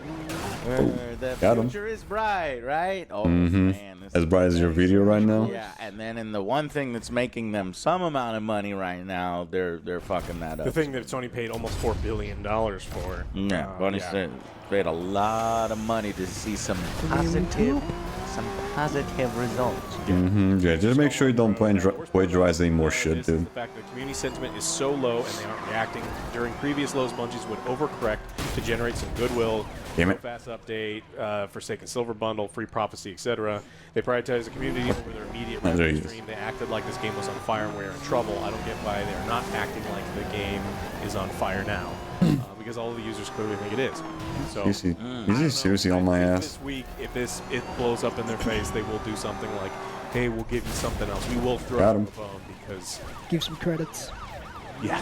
Keep it in the Republic credits. Yeah, Bungie doing Bungie things. Mm-hmm. Sad to say, because Bungie is not the Bungie of old that we knew, that we grew up with, because we're old. We're old farts here. You know? Who need glacio tech pillows and long sleep It's all hours. a dream. It's all a dream. I just want to go. Don't know what this guy's doing. Don't know if he's actually helping or just wants to be a dick. Benefit of having a good night's sleep and sleeping on a good pillow and having good shoes and good tires. I don't want to hear it. Right, dude, we already got the fucking Helix fucking ad. Don't need another one. The truth is the companies are just moving towards profit over consumers. Yeah, and they could just be being forced by Sony. Maybe, you know. That's what it is, Joe. You know, because they That's what spend we a have to lot of look- money, need to make a lot of money. We gotta look forward to these indie games. Yeah. And there's some good ones. Yeah. Hopefully they'll pick up the slack. But guys, if you're playing Destiny, just, I mean, Just make sure you don't overspend on bullshit. I love that. give. Join us in some, you know what? No, because that's going to burn me. And I guarantee you, I'm going to say Battlefield 6, but then it'll be great for the first month or two. And then all of a sudden, they say, because there was one keyword one guy said, for now, or something like that, with Damn it. regards to the skins. Trying to looking fucking get more military. shit. Shit, as soon as they said for now, or something about initially, it's either for now or initially, I think he's going to get Yeah, out 'cause of I'm looking control. forward And he's going for that fucking jump. Come on. Yes. Those are the two games where we have to look for. Or just the giant slew of small teams and indie companies that are making great stuff. So, Yeah, well, he's bugged out. I fucking hate when he goes for that fucking jump. They always bug out though. Nintendo had their direct this week. Big announcements. It's been kind of quiet from them after the Switch 2 launch. You know, there was a kind of a lower amount of games that launched with the Switch 2. And the Virtual Boy, right? Right. They did mention that they were gonna make like a. They're gonna bring in some Virtual Boy stuff onto the Switch too. Bash on again. Let's see. If they're basing it off of Galaxy, I didn't think that's surprising. You know, you got a lot of games to choose from. To title it that must mean they are literally going to. I guess Galaxy would be a good bet, like making like a movie. It, admittedly, you know, Like just going all out then. as far as, you know, covering them or reviewing them and stuff, but I did dabble. It's a good game. Yeah, well, I like that they seem to have a creative vision this time around. It's like, okay, let's take this game. Let's, you know, go. Is there any additional details on the plot? I think it's still pretty early on though, I think. So we might not have anything besides just the title. You know, maybe having the Galaxy. I'm gonna laugh if this thing comes out, has nothing to do with the game Galaxy. You know, I mean, the last one had all the characters in it, but I mean, all I want to see is a Tighter script, more heart. yeah. That's pretty much it. Maybe some few jokes thrown in there, and then we can. All right, here we go. Here, guys, the following message that got included with it: new threats, old rivalries. So Bowser's in it. And about Yeah, they mentioned that Jack Black was gonna be back in the movie. I don't know. It reaches the stars or already in the stars in the game? Because okay, do we jump on? Well, maybe. Mario, Luigi, Peach, Yoshi join forces against Wario. Ooh. Okay. Okay. Interesting. And bringing Wario into this. So Jack Black is Wario. Yeah, who's gonna? Can't play two. No. Yeah, who's gonna play Wario though? And we'll set up this whole thing, and then we'll ignore Come it. on. We set up, and we'll have some. You fucking stop doing that. Whatever. Okay, all right, so the film Yeah, was initially announced yesterday, at least according to this particular thing. This was on September 13th. So he had a few extra words. The CEO of Illumination, You see fucking Chris the Bowser amiibo there just playing the fucking piano. So he says, confirm Mario, Luigi, Peach, Toad, Bowser, Kamek. But now we may get a few more. Let's see. Yeah, we're gonna get Rosalina. And, we already mentioned Mario, but yeah, Rosalina.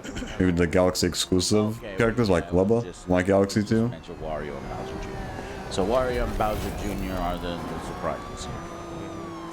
Yeah, alright. Well, we'll see. Danny Vito. Dinosaur Blast. I wonder if this is going to coincide, like maybe they'll do a new game, try to line it up with a game or something?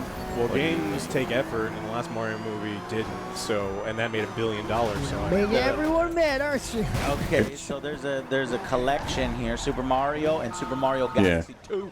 They're releasing like a collection that comes with Mario Galaxy 1 and 2. But that's this. I would have preferred if they brought back the All-Star shit and then also combined with Galaxy 2 as well. For the future. Yeah, and so there's a bunch of little announcements. Super Mario Brothers Wonder Switch 2 edition. Yeah, I don't even know if you can still get 64 or Sunshine on the Switch. Announcement that the new Resident Evil will make it on Switch 2. What do you think? You think it's gonna run well? No. Yeah. So, gonna run like shit. Are you saying the Switch 2 or the Switch 1? Switch 1 is gonna run like shit. Switch 2, it'll probably be fine, but fine. Yeah, again. Most people are mostly just getting the fucking Galaxy Collection just so they can play Galaxy 2. Because they already did it with Galaxy 1 with the fucking All-Stars Collection beforehand. Hades 2 is arriving, so it's a very anticipated. Although that original collection is already pretty fucking expensive as is. At least the physical version. It fucking hurt my eyes. Has built a new headset. You had one? Yes. I only played it in Blockbuster. No, I had one like we found in the flea market, so I bought it. Then I had to put like a pillow down. Missed. You have to lay down. After like 30 minutes, my eyes would fucking hurt. Yeah, it made me dizzy. All the red. Yeah, we would take the bus. I think I did hit the guy. Bar Blockbuster that had a demo one, and it was always sticky. It was just like, all these dirty kids putting their face up. Yeah. But the Virtual Boy Nintendo Classic arrives on February 17th next year. So if you can't wait to get dizzy, you wait till then. There you go. Kind of in a sneaky good news, Fatal Frame 2 Crimson Butterfly remake is happening. New Fatal Frame game, okay. Fatal Frame's the one where you got the ghosts and you're doing the That's what you're talking about? Yeah, There's a different one. Fatal Frame and like Silent. There were some really good horror games. Because I want all to play came out remakes of those. So I'm excited to see what happens. So that will be coming out early 2026. Of course, the show on Metroid Prime. Yeah. And then Pokemon Z to A. And You mean Pokemon Za? Real excited about it, and then they started reading some things about it, and they're a little less enthused. There's paid Day 1 DLC that's coming out with it. So the Day 1 stuff is going to be costumes, and then eventually in February you're going to get access to some of the super evolutions of these Pokemon. So some of the Pokemon that people have been looking to collect for a Can you always make sure that the game actually runs well? Probably the Because last game it fucking ran like shit. online with the fucking sweaties in ranked matches in order to unlock some of the Pokemon that people have been after. When I buy those games, I just want to play by myself. I don't want to play it. You have to be online. You have to pay to be online. I don't want You have to be online for 3 straight months. Is this already a thing in Pokemon where you take it? I just realized it's because they could go ridiculous with the Pokemon. Not only pay for the Pokemon, but then you get the Pokemon and then dress up the Pokemon and then get dresses for the Pokemon and purses for the Pokemon and accessories for the Pokemon. That's all paid for. Yeah, what is this fucking Pokemon Go HD? If they wanted to. So you're gonna have to go online, play ranked matches to defeat other players. We're forced to play online? Sweaty as shit. I just want to relax and have Which a good means time. you would have to grind to pay more into the Pokemon to come up Yeah, with good. Oh. And then you wonder why I still play fucking old games, because at least they don't bring this bullshit. And it gets worse. No. Yeah. No, it gets worse. This is actually legitimately bad for the gaming industry. Yes. Nintendo has patented in-game characters summoning others to battle. Right, yeah, the whole patent bullshit. In the United States. I don't know how. So how? They patent using monsters in battles. Is this right? Or just summoning monsters to battle for you. That is like board games saying, I am patenting the rolling of the dice. If you roll a fucking dice on a goddamn table, that shit is mine. Give me money, says Nintendo. This is how fucked Nintendo is, and people just don't even bat an eye.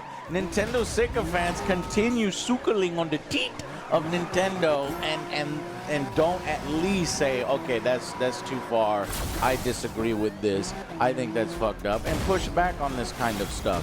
So but that doesn't make any sense because there are so many fucking games out there that has these summons in here. Yeah, I know. The only way that this managed to fucking slide is just be very fucking specific. Because the whole idea of monsters fighting for you is way too broad to work as a patent. Oh yeah, this has been here the whole time. It has to be something specific. So because we patented, we think it applies here. So that gives them the power to apply it to different situations. Even though there's a game that just came out or something similar in a PlayStation advertisement of a game that uses similar mechanics, and Nintendo's not going after them. But of course, they're going to go after fucking Power World. So that makes Nintendo like king of the castle and gives them power and the ability to abuse that power against other video games to crush them, to crush indies. Yeah, because you don't want to fuck with Nintendo powered warriors.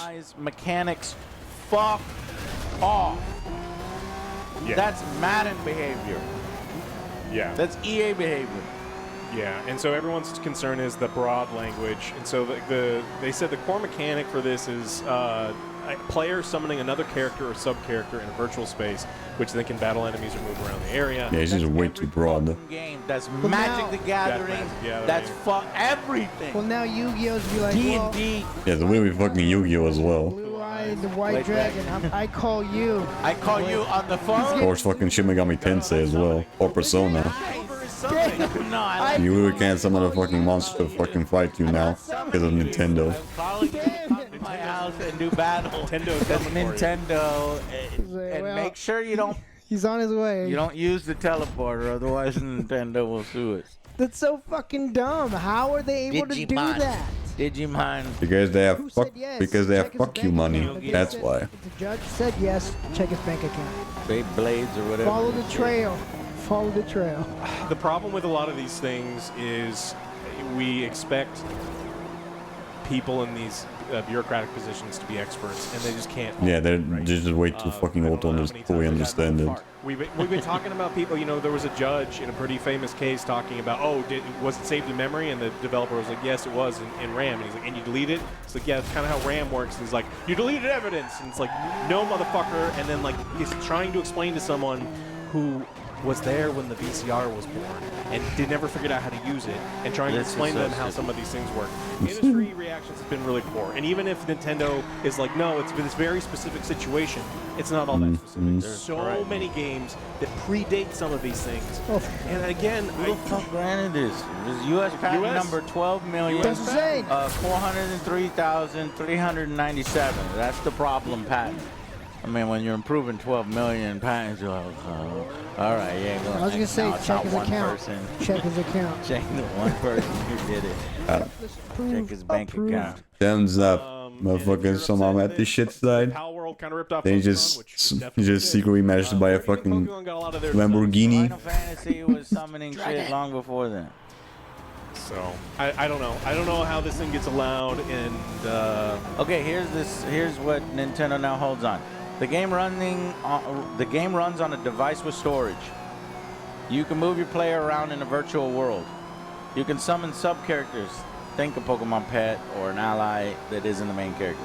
If that sub-character appears near an enemy, it fights when told to. If there's no enemy, the sub-character moves automatically until it fights one. Battles can also run on autopilot once the sub-character has been sent in a direction. Basically, if the game lets you move your hero, summon a companion, and have that companion fight enemies, whether directly controlled or automated, that could fall under Nintendo's new patent, and they can come after you for that because and ask money or reparations or whatever. Decided to approve this patent. This is bad. Yeah. Well, I just hope that they don't fucking approve this shit. Huh? Pretty bad. Now, you never know. You know, it'll create an uproar, and then these corporations are so smart. What they do is they keep their heads down. Right now, they're in a foxhole. They're keeping their heads down. The criticism will pass. They know the criticism will pass. So calls for change, calls for reversing this will slowly fade, and then they can just immediately fucking attack again when no one's paying attention. They know their targets. And they're like, you motherfuckers, the clock is ticking. And in a year from now, 2 years from now, 3 years from now, fuck, 5 years from now, that's when they fire all their weapons. And they use this patent. It says, we've had this patent for multiple years. You know what I mean? And by then, it's too fucking late. So this has chilling effects on the industry, on smaller studios. It's bullying, it's manipulation, and it shouldn't have happened. Very manipulative. I mean, and there's people, of course, defending Nintendo because Nintendo completely fucking over smaller companies because they can just have the money just to do that. But a bunch of lawyers have gone out. Like, just look. I mean, Windows Central did one where they went through with patent attorneys, and they're looking at some of these things, and they're like, hey, some of this language is far too broad. Yes, some of it's specific, and it's not going to apply to all situations, but in no way should this patent have gone through. Okay, so how do we move forward? Somehow this went through. Now you figure out why and how. Monitor filings from industry giants, and we need to challenge the patents that overstep. But when one is granted like this, it creates more problems because in order later on, because if you at this shit side, then other companies are probably gonna do the same shit as well with other stuff. It's over. Yeah, I mean, just take you to court. According to, but so you can still make. Yeah, just look at what happened with, say, fucking Nintendo upping the prices for their fucking consoles like Switch 1 console and other stuff. Then every other fucking company decided to fucking do the same shit. And Microsoft is like the worst of it right now. I'm pretty sure right now the fucking Series X or whatever is at like $800. They upped the price like twice. Mild scrutiny, but that's not the point. And then at least in America. Nintendo. It's prolonged legal action. You just can't do it. And they're like, hey, I know you're right. You know you're right. But you still have to fight me for it, and you can't afford to fight. Yeah, that's exactly what it is. They got deeper pockets. I fucking. I'm going back to them. It's all a dream, I swear. Alex said this is all fake. Yeah. All fake, not real. This happened just this week. We're gonna have to see. Wake up! Wake up! Wake up! Fight over it, and if Nintendo wants to go after some of these people, obviously Nintendo's probably not going to go after Sony when they make a new game that a JRPG. Yeah, who actually has more money, Sony or Nintendo? Probably Nintendo at this point. If you're an indie developer, you got to be real careful about some of these things. So just steal from Dragon Quest the way that Pokemon did, and then I think you should be fine because Nintendo doesn't seem to give a shit about that. They still will. Yeah. Like, no, we stole from them. Like, no, that's ours. All right, that's what I got for this one, Joe. You said you found one? Did Sony do it at some point too with the PS5? Yeah. I think it was... Don't know if it was just the PS5 Pro or the normal PS5 as well, but they upped the price for the console. Only in America, I think. I have one. Okay. So I found it. Don't know if it was just the PS5 Pro, just the normal version, or both. I don't remember the full details. But one, they did up the price in America. Season, its 3rd edition. I love Blood Bowl so much. I think it's one of the best tabletop games. I'm pretty sure Microsoft is also doing the same shit with the fucking Xbox consoles as well. To the point where they upped the price twice, mind you. I think that was like a recent thing as well. Something like that. Me and the boys have played a version that's even faster that we like, the 7-on-7.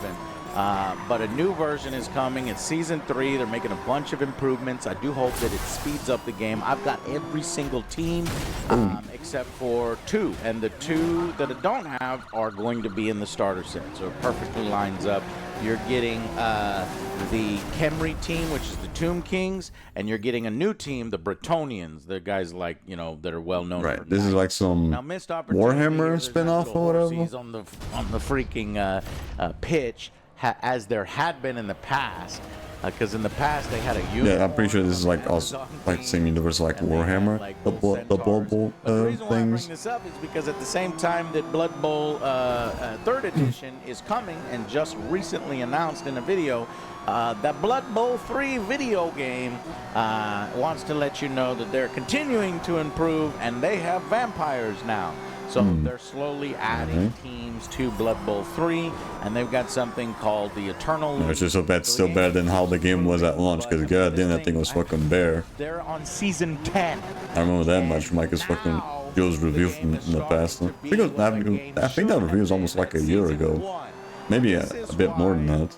when my policy is always get it right the first time, where things have gone from overwhelmingly negative to positive or somewhat positive. Well, they want you to be paid game testers because you have respect for yourself. This shit just bothers me so much, and we had to fight, obviously, to get them to remove. Just fucking ship the game as broken as possible, and they just make sure, just pray that fucking people will buy it to fucking play test it for you. Just instead of just having a fucking thing working right from the get-go. Excited about Blood Bowl 3, the video game, because I thought, oh man, this is gonna be great. I'm gonna play with Alex, I'm gonna play with Joe, play with our community, we'll run tournaments and stuff. And when it came out in the state it did, I was like, absolutely not. I'm not supporting that. And it makes me hesitant to support it even now when it's in a better state. So get your game right the first time. And honestly, I'd rather play the tabletop.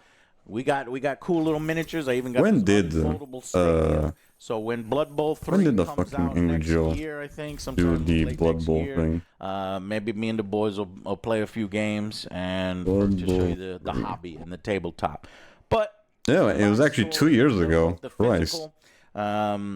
Is getting a new edition, and the current Blood Bowl 3 is on Vampire Season 10, and yeah, it was back in 2023, early 2023 actually. Okay, so quite a long time ago. All right, Christ. well, that's all I got for this one. Like Alex said, a little bit of a light week, but we have more. It's a light week until someone got shot in the neck. So check out part 2, and thank you to our sponsors Helix. Right, and there's still part 2 of this though. Hold on.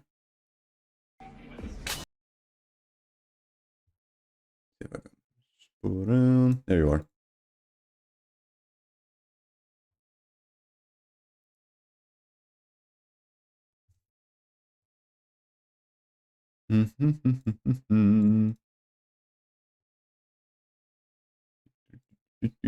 There we go. News part 2. Last of Us Part 2 TV show went over pretty well with audiences, but there were rumors that Neil Druckmann and our buddy Craig They're gonna leave the show. Creative differences, and they weren't gonna, they were definitely rumors that they didn't want to work with each other anymore.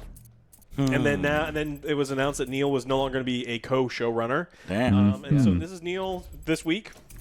For the first time, wanted to talk about. He said he's going to continue to shepherd the Last of Us TV show. So he's just confirming that he's not going to be like fully putting his attention on the show. And he's saying that he's got a lot of stuff to work on over at Naughty Dog. They've got other games they're developing, other things going on. There's probably some multiplayer Last of Us 2 remake, They have to remake the Last of Us Part 1 for Intergalactic or something. Yeah. And maybe add like another multiplayer portion for Plus just remake Last of Us Part 1. You just add like an extra multiplayer mode. You know what it does in that? The motherfucker didn't give us any juicy details about the fucking breakup. He probably has a non-disparagement clause and can't say, hey, I think Craig's an idiot and he handled a bunch of these things. And he was trying to change the characters, and I was like, no, don't try to change characters there. They were trying to make Ellie like they made Ellie in the show, and I agree with you motherfuckers who hate me and who I don't want to agree with, but I agree with. Like, we don't get none of that. No juicy details. It's just like I am maintaining a very high. You have to keep it simple. Overview of the thing, but it does make you wonder because for sure it still could go either way. He could be like legitimately he does need to work on Intergalactic and the ball-headed lady. That game already doesn't look very interesting. The fucking new Naughty Dog game. That already does not look very interesting for me. There's usually not a single fucking new game that I have any interest. But I also do kind of believe that because I don't think so. I'm really not looking forward to any fucking game. Oh wait, no, actually, I take that back. I'm looking forward to the fucking Lego Batman game. That's the only one that I'm really looking forward to. The second game and the story and the That's probably the only one that I'm looking forward to. The fucking Lego Batman one from Telltale Games.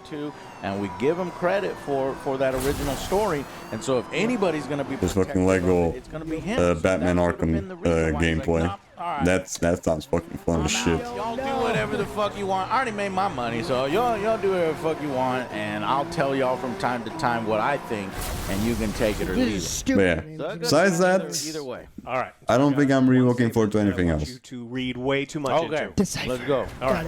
My hope for season 3, and what I'd like to think, I can best contribute to it, is make sure Okay, it's looks like they fixed up the season 1 was. the exposure for this one. I think, I'm pretty sure it was just an editing error from the previous video. That's probably what it was. Very strategically given. They said they I think fucked Neil up season is 2. strategically given. They fucked up season 2. It's He not what I mentioned wanted. season 1. Yes. Right now, everybody's talking about season 2. Season 2. Push season 2. Watch season 2. Everybody season 2. Neil specifically says, Yeah, I do wonder what they're gonna do with season 3 though, because that's like brand new stuff. Huh?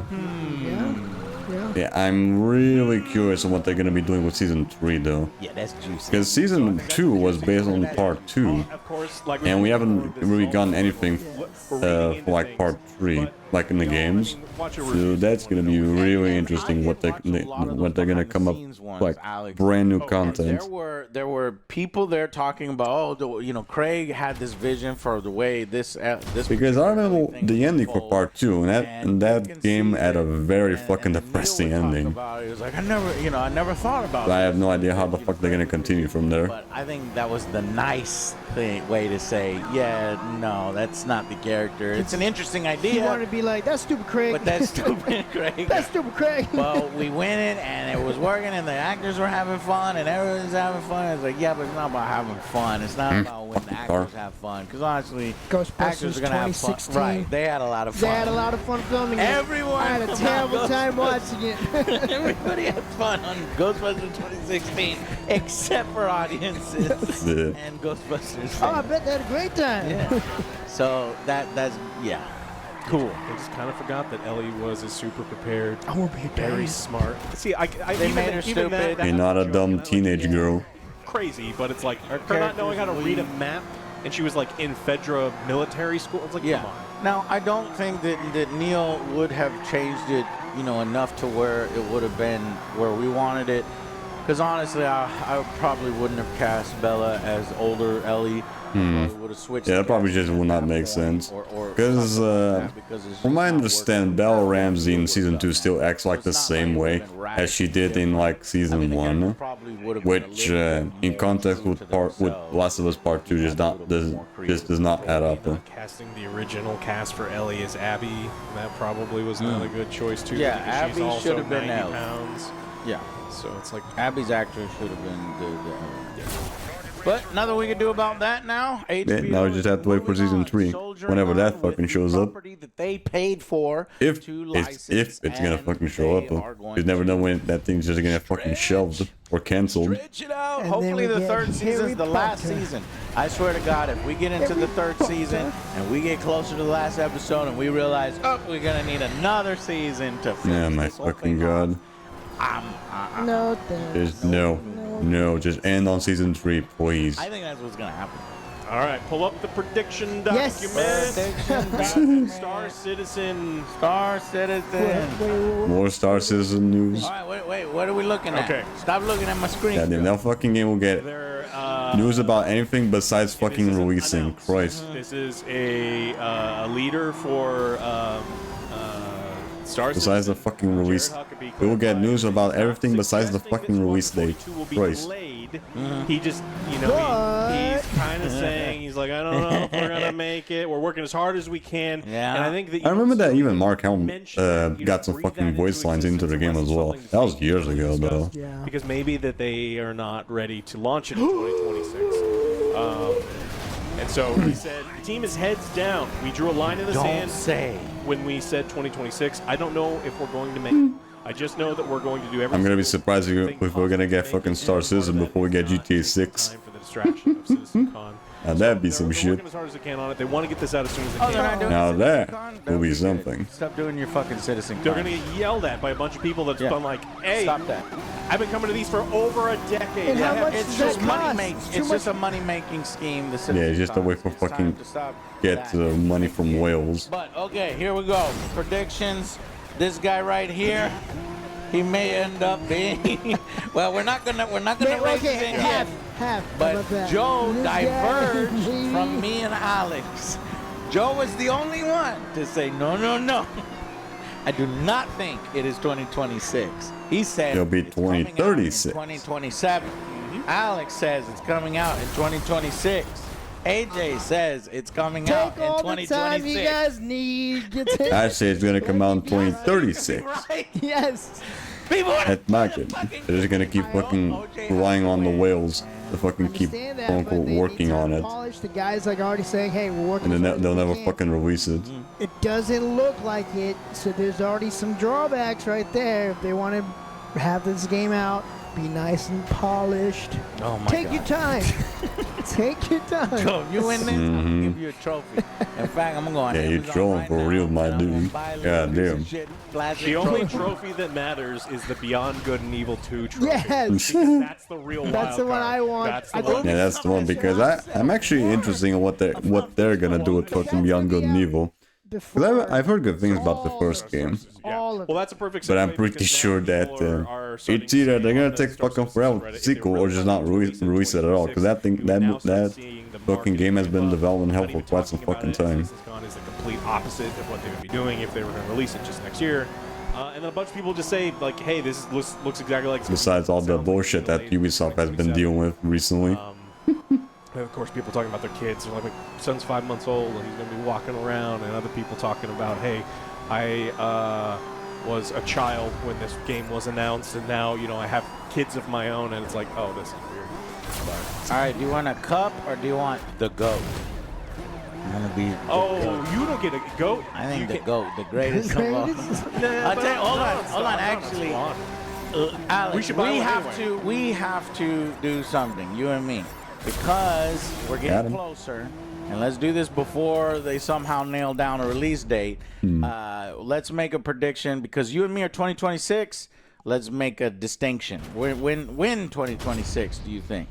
Oh, it would be. I'm gonna say again. I'm still betting on 30.36. October 20. I'm just gonna keep fucking relying on whales, not fucking release shit.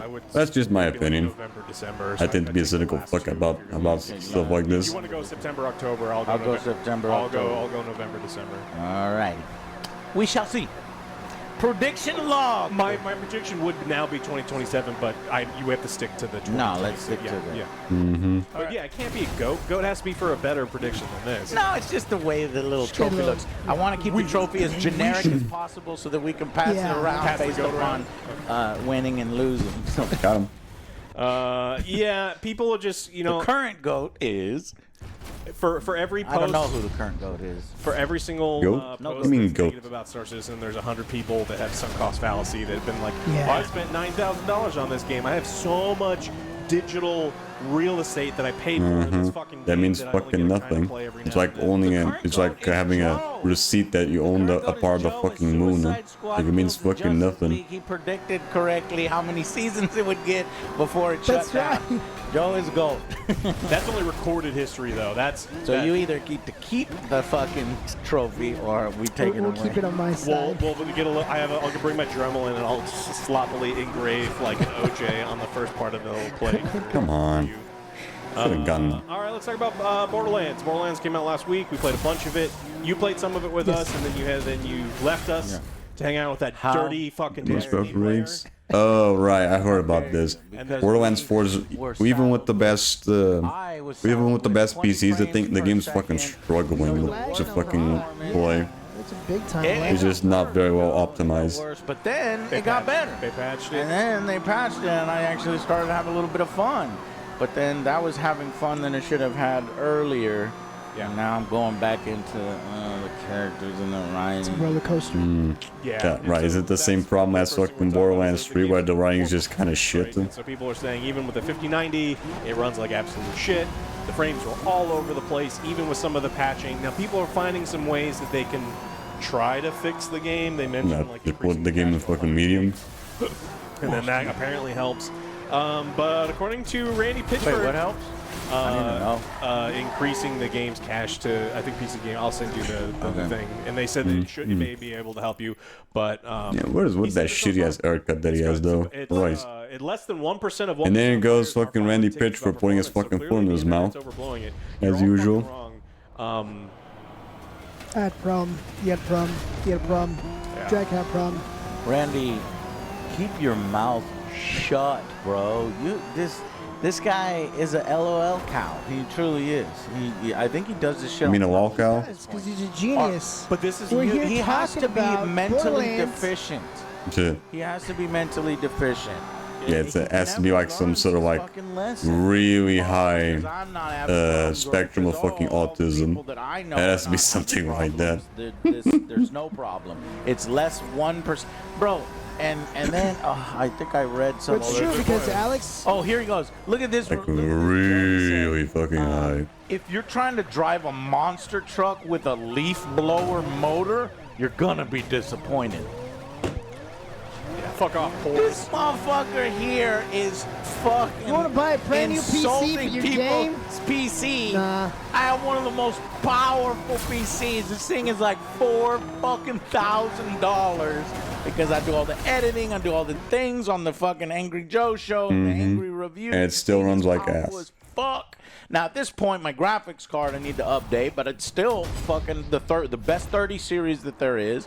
There's 40s now, there's 50s now, but the 40s suck. I just skipped them, and the 50s are like what, $2,500, and you want me to spend $2,500? Well, guess what? Yeah, at this point, you might as well just fucking buy a full fucking PC instead of just fucking buying shit and separate. Because the PC that I have right now is already pretty good as is. I don't need to fucking get any. I didn't really need to get like a really beefy thing. Just good enough to fucking stream at 1080p. And I already don't tend to play on PC, so I'm sorry, good at. I already don't tend to play games on PC as is.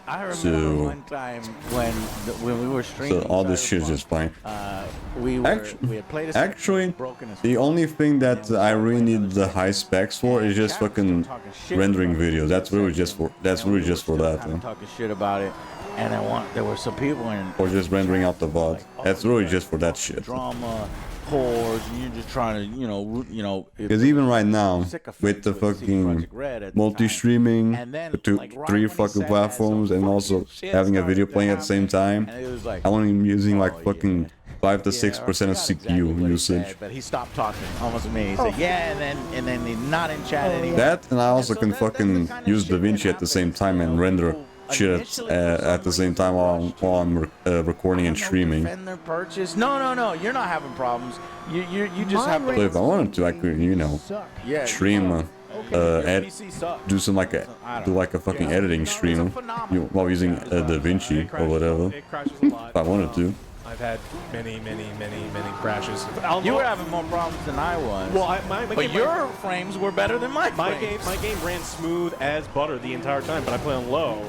Okay, no, I don't want to play on low. It's cell shaded graphics. It looks like shit even on high. Way worse on low.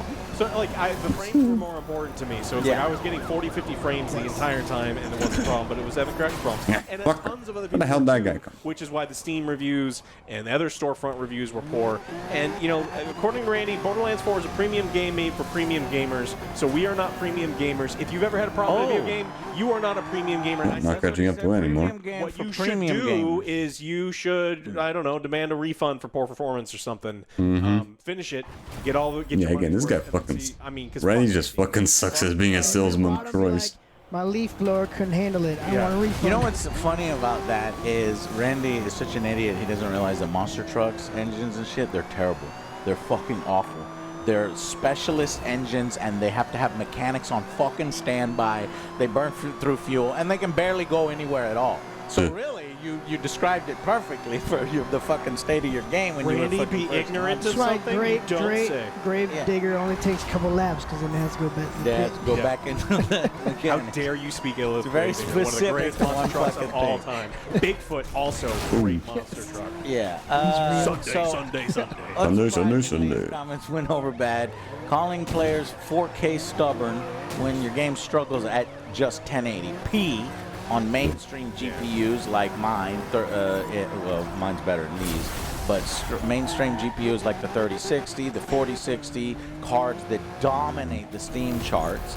even at Is the fucking game glitching out the fucking SP again? constantly under 60 frames, telling players to drop resolutions, to hide, you know, your Don't tell me the fucking thing is glitching out again. poor optimization is damage control to the highest order. And the thing is, nobody believes your weak ass damage control. Well, they did. It'd be one thing if they Right. released the game. I'm gonna bump the fucker and then I'll see if I get any points. If not, then then it's bugged. Like the developers are acknowledging, oh hey, we fucked this thing up.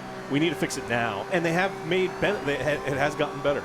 So yeah, they eventually are putting updates. I think they still need 1 or 2 more updates, but especially crashes towards the end. Yeah, that thing. Yep, it's bugged alright. But no, I think Randy was not getting including any numbers for fucking consoles, points. and maybe he considers I need Borderlands to find as a different 100% session. consoles, not PC. Christ. Even though we've been playing Borderlands. Why is on this also PC such from, a I think, fucking the common very goddamn bug beginning, to encounter? Just fucking the game glitching out, not giving you any SP. So if that's what he wants to do, I will not be playing. Well, we know that you don't. It's so fucking common. Shooters on controller. Oh hell no! Plenty of people do. I do. I'm fine with it. But yeah. Anyway. I think this shit also still happens on if you're playing this on single player as well. Just regular old. I'm telling you, he's a LOL genius, cow. though. He's a genius? Yeah. Man's a genius. What are we talking about right now? Battlefield. Don't you think he did that on purpose so we talk about the poor performance of his Borderlands? He might be we're that talking desperate. about Borderlands He might 4. actually be that Gotta desperate. keep it. Maybe. I mean, It's worth There's a fucking 4D chess play over there. It's like, well, we played it, Joe. It's not worth 200. Well, you played it too. Yeah. Not worth $200. No. Yeah, we're in an age now where not all press is good press. And we get to the Mhm. point where like negative reviews do hamper the the performance of some of these games. And there's something that a lot of people talk about. Have you seen the DLCs that are available right now for Borderlands 2? You should pull up the Steam pages and see. No. Oh no. What, on the PC version? Borderlands 4 DLC. Did you say Borderlands 2? Borderlands Right, because the fucking they secretly put fucking up there the game with DRM or whatever. $50. There are $50? What the fuck does a Vault Hunter pack give you? It doesn't matter.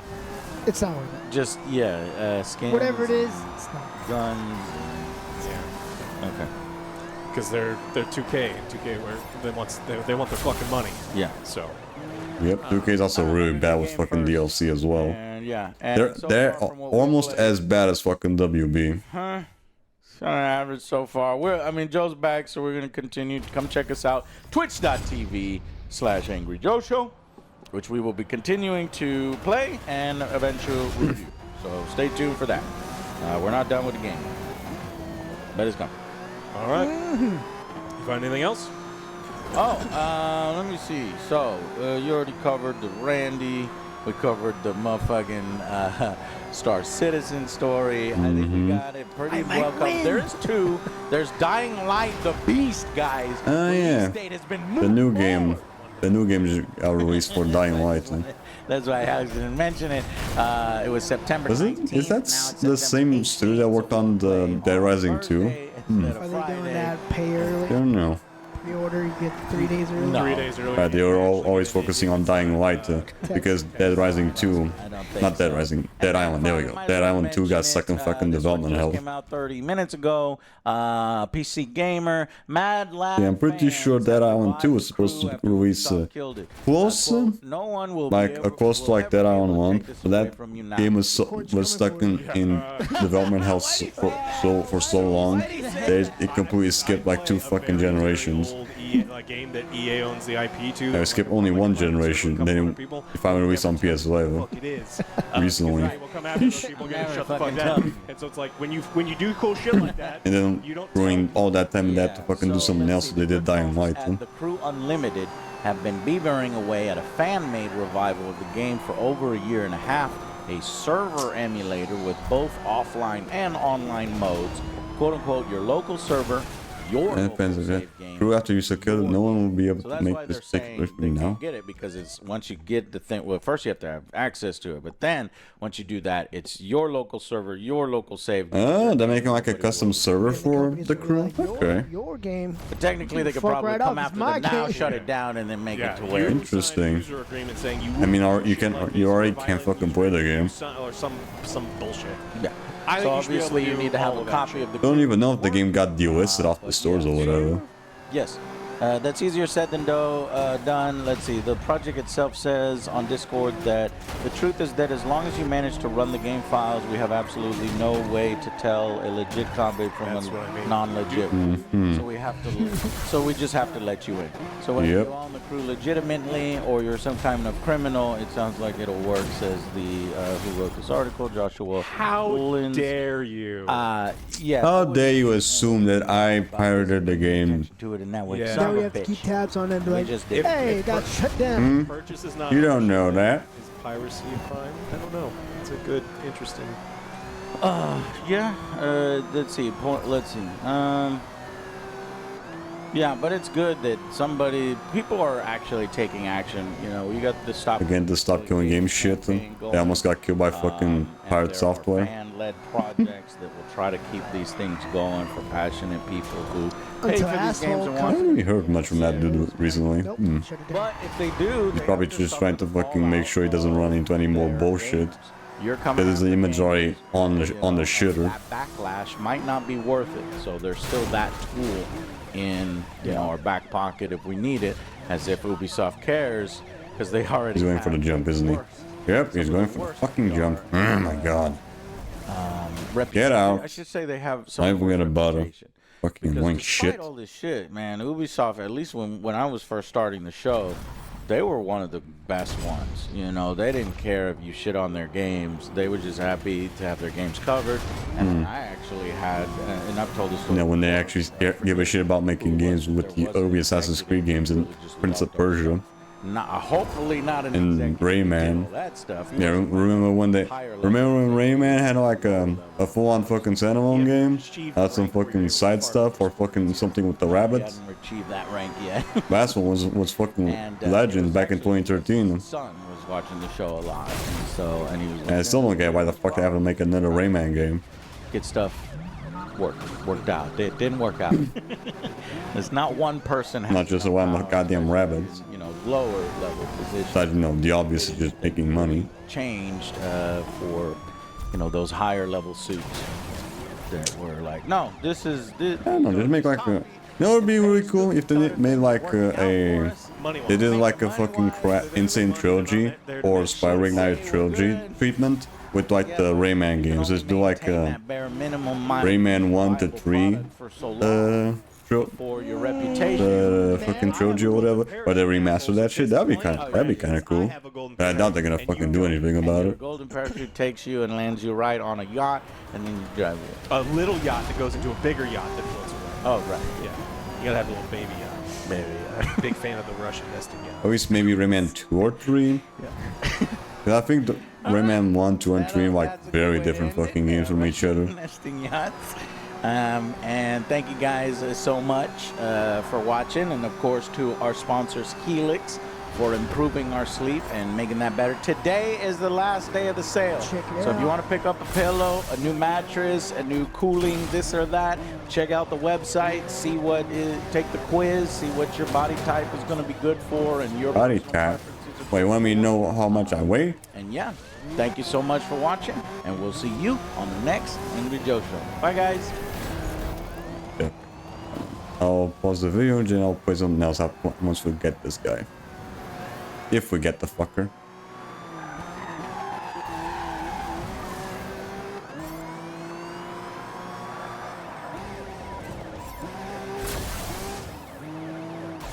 Bitch. There we go. Alright. What else do we have here? I think we might have another Nux video coming up. Let's see. Actually, no. More Angry Joe shit. Okay.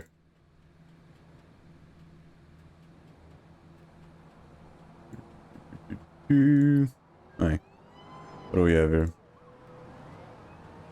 Okay, guys, you just let us know that the Witcher Season 4 Quattro official trailer is out. Oh, yeah. This is with the replacement. Honestly, after Season 2, I have not heard anything about fucking after Witcher. Well, it's Netflix letting him walk. Nice. Isn't season 4 the one where they finally have like the new voice, the new guy for like the Geralt?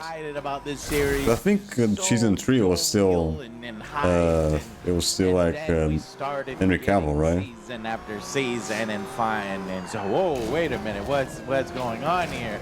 And apparently Henry was doing the same thing and eventually walked over, you know, some of the creative decisions that are going on behind the scenes. So Netflix though has committed to making 2 more seasons to complete the story.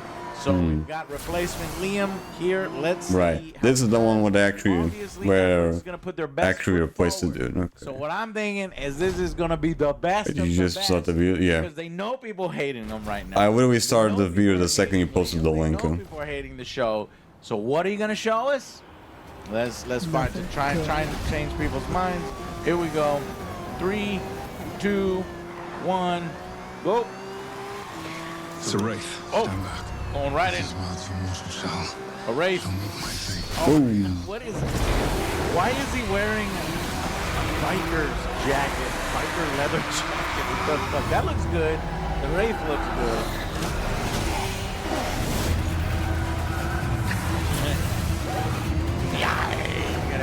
Whoop. Come on, Geralt. You know your sword's not gonna work. A lot of CG going though. But I guess we're expecting finding a ghost. Oh, that's...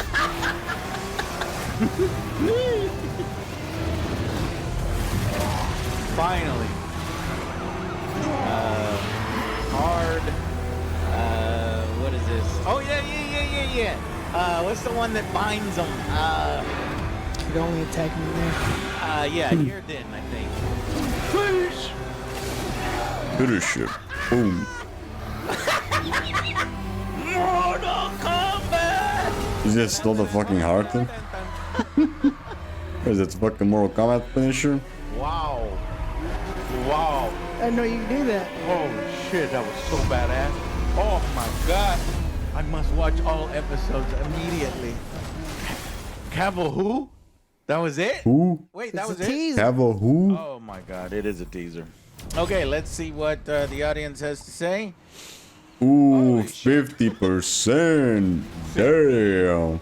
That's a massive fucking dump of downvotes. Christ. That was... Also looks like people don't give a shit about using a fucking extension on Google just to fucking put back the fucking dislikes.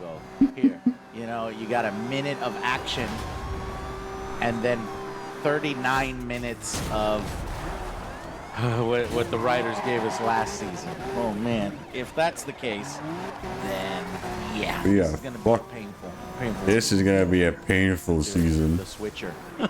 The Switcher. The Switcher 2. Keep in the comment section. No. yeah.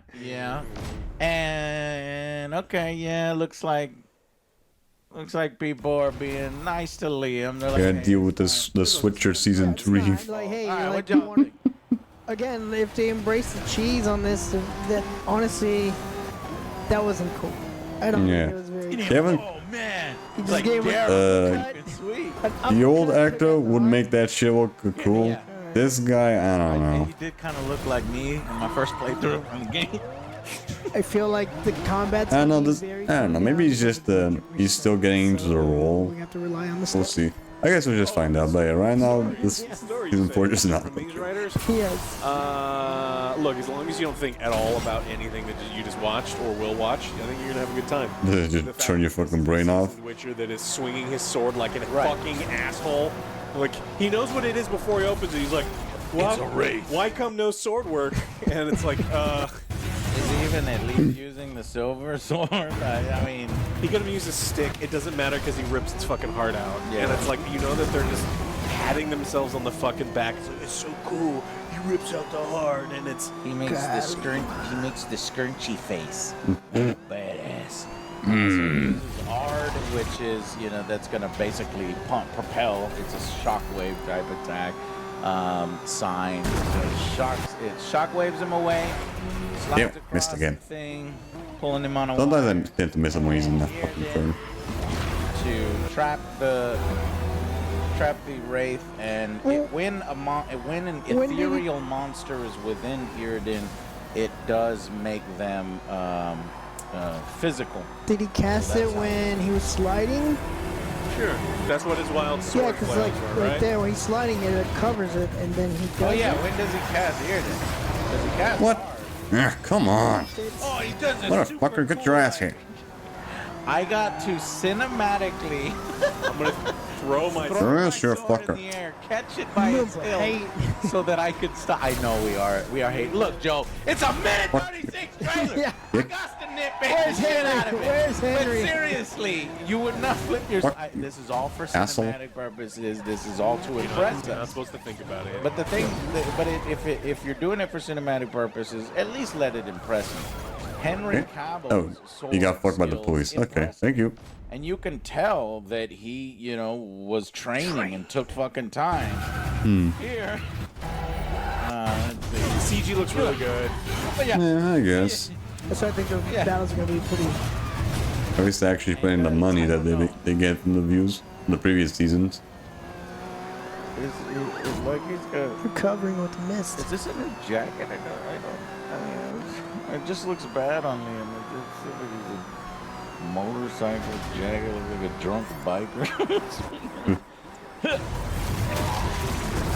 And he cast it right there. Right there. Yeah, so he did catch it right there, and then she flies towards him, and then gets caught in it. Listen, I'm gonna nitpick the hell out of it, but I agree with Alex. The CG is good. Yeah, it's The creature design is good. It does look very like Lord of the Rings-esque though. Jack, Why don't you stab him? What are the core? look, Nothing Your is sword. cooler than ripping out the heart give him more Of a ghost? traditional, book or, I couldn't or game look. I couldn't really touch a Back a little bit. ghost. Yeah. I was like, man, I'll cover your fucking hand with holy water. Here, take my heart. Shut you the heart. Poses. There in the heart, and you're to blame. And he's got the serious look and then breaks it. He's really giving off Thor vibes here. He's living up to his brother. Got a badass over here. Gotta carve out his own legacy here. His eyes. Okay, so new Witcher logo. Kind of burning it away, revealing a new logo. Because it's new. It's a new actor. Logo to the other logo, the good logo to a piece of shit logo that's blurry and I can't see. I literally cannot see. Wait until October. Oh, okay. Wait till great. October 30th. Great. All right. So basically, Sure, fucker. now we know that I am concerned. Bitch. Does that mean that the show is gonna be bad because the clip was hokey and it's hard to buy Liam when we've had Henry for so long? And it mainly comes off to me feeling We'll see. like a cosplayer. Because you really can't tell just from like that a little bit. People farting and sniffing their own farts and saying our stuff is better than the author stuff, than the video game stuff. Let us show you how the real Witcher ends. Because the last two seasons are going to adapt. They said here it's going to adapt the books Baptism on Fire, Tower of the Swallow, and Lady of the Lake. And then some video game stuff as well. Okay. What, like Wild Hunt? No, that's probably not. Wild Hunt is like much later on. They're probably gonna just mention like the events from like maybe the first game. I think that comes in Lady of the Lake, series searching and she's journeying, and I think she comes across Nimue and eventually how the. Yeah, I also need to fucking do Witcher 1 at some point, because I did buy the game I think almost a year ago actually. Jeez, Christ. Your eyes deceive you. Yeah, I got it on Steam alongside The Witcher 2 as well. So I want to do that game at some point. I'm gonna explain that. Oh no! You did not see a hot buff man that Joe calls on a daily basis to come and play Warhammer and go work out together. That was not who you saw. Apparently, it was Liam the whole time, and the way they're going to do that is they're going to say Nimue is going to narrate the story. And so when Nimue comes into the story, this is how she sees Geralt. and they'll probably drop a line to explain away Henry as there are many stories out there of the Witcher, how he looked, how he fought his friends, and this and that, and this is the real story, or this is our story, or something. And so, Just to hide the fact that they was the only good thing about the fucking show. And someone disconnected. Fuck me. So that's probably how they're going to do it. But what actually has me, so I'm not excited about the series. Christ. I am excited about Monsters. Damn, it's fucking good, man. Why does it keep fucking disconnecting? Who the fuck keeps leaving? Stories. Christ, why is the fucking host leaving? And honestly, the game's kind of rushed towards the end because I guess Ceres' whole story is she's going to eventually have to come up against the White Frost, stop the White Frost. And in the video games, do you remember the video game when we go like the last level, you teleport and it's really snow? Do you remember that? Maybe. I don't know. It's been a while since I last played Witcher 3. I'm kind of confused on what the White Frost actually is, but I think that's where the Netflix series is diverging. They were like trying to tease that it's actually like one of the elves that was manipulating to the elder blood, and it's going to be this one character that's trying to manipulate. I don't know. So they think they have a better story to tell. Could it be a better we'll see about that. Maybe, but I seriously doubt it. So we'll see as this thing comes along. But one other image has been released. We have a cast shot, and this actually has me more excited. So I said all that to say I'm not very hyped for this, but I forgot my man Lawrence Fishburne is in this. I forgot. Okay, interesting. And he is. So obviously Geralt is gonna meet up with Zoltan. So yeah, I've known Lawrence Fishburne for. He gets healed. Always as an actor. I've known that for quite a while. I used to watch old school We're CSI. gonna have Regis the vampire. Lawrence Fishburne. God fucking damn it. I always fucking miss that dude doing that damn turn. Put on how he's gonna talk and how he factors into the show. So Are we gonna have that gang? there's a better shot of Yes. his The motorcycle jacket. series gang or whatever. Oh, of course, we have to go back to them and the spinoffs. They were the best. The spinoffs are gonna be great. Yeah. Get your ass, you fucker. Rich? What do you think? I don't know, man. I have to go back and remember because I don't remember this. Will you fuck off with the teleporting? Christ. See? Armor. It's a little bit here, but I don't know. This is more like a tunic.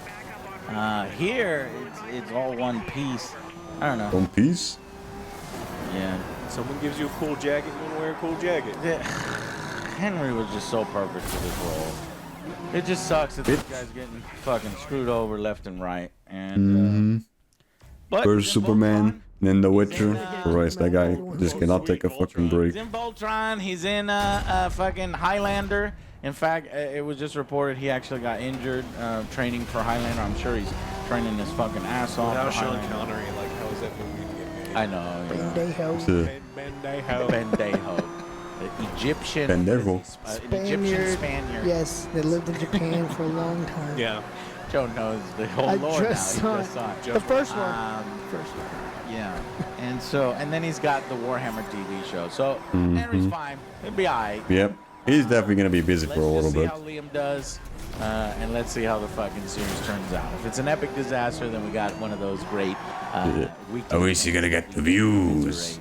Think of the If views. it's good, then we'll say it's good. You know, we'll try to give everything a chance, but we'll see how it pans out. Tell us what you guys think.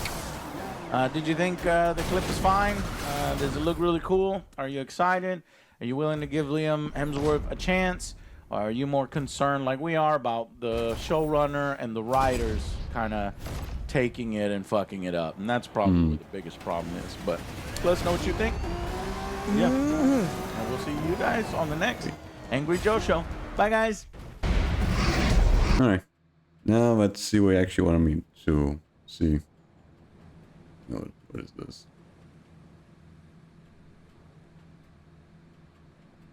Ramcon 2013, John's prank calls.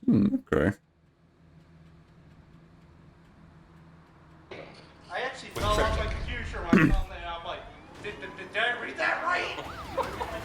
And it's altering. Who are we calling? Richard. Can I call him Dick? Yeah. The time available for this call is 3 hours, 41 minutes. Can I talk for 3 hours and 41 minutes? Maybe.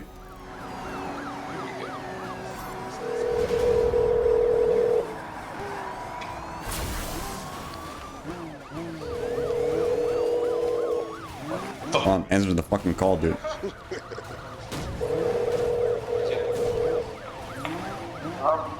Is this Richard? Can I call you Dick? No. Alright, I'll call you You Richard. pussy. Call me Duke. Duke Nukem. I'm serious.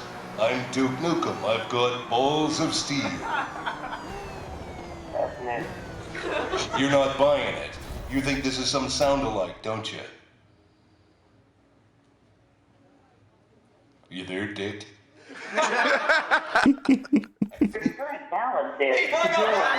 There we go.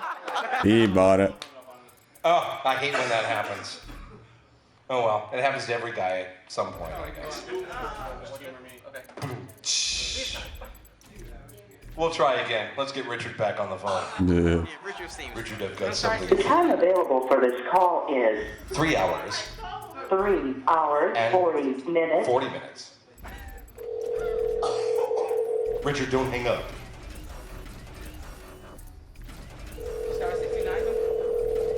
I'm at $60.90 Huh? Hey, Richard, I've only got 3 hours and 40 minutes to talk, so don't hang up on me. Are you there? Motherfucker, hung up on me! Okay, he's not buying Damn it. He's not buying it. So you need to call him back and say, dude, that was the fucking voice actor that does Duke Nukem. I'm going to. And you just embarrassed yourself in front of all 50 people. On camera. Later on. On camera. Josh? Okay, Josh. Who do you want me to be?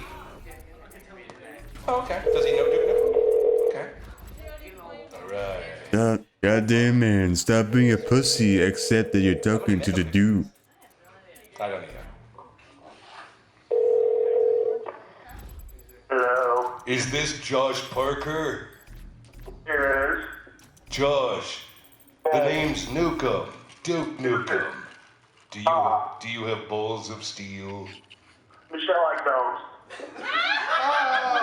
It's balls of diamonds, you see. So. You're not buying it, are you? Yeah, I don't work. So, I mean. You're at work? You'd rather be at work than at RamenCon, you big pussy. Are you on speaker right now? Fuck. Damn, you hang up. I'm pretty sure he hung up. Yeah. I think it's funnier when they're at work and they're like, good. Now what the fuck is this? I have shit to do. Fuck off. Okay, now you be sure to call him back and tell him what was going on, just so he knows, you know. You want me to? Here, you know what to do with that, don't you? I bet you The dude got my phone too. Come on. Oh, goody, the ones that could go south or the... Oh shit. Who are we calling? Is it Get away. Cody, and does he know shit about Duke Nukem?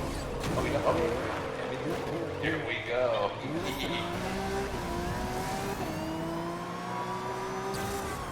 The fuck? My god. Come on. Will you stop it?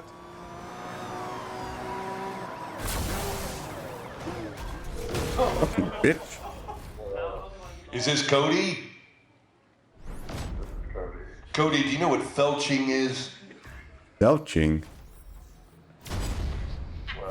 Cody, for $150 cash, tell us, what is felching? Belching. The fuck is belching? And another fucking disconnect, dude. Come on. Cody, are you there? Hello? Cody, can you hear me? Yes. My name's Nukem, Duke Nukem. You know, I've got balls of steel. You did know that. So, for $150, What is felching? You've got 30 seconds. Go.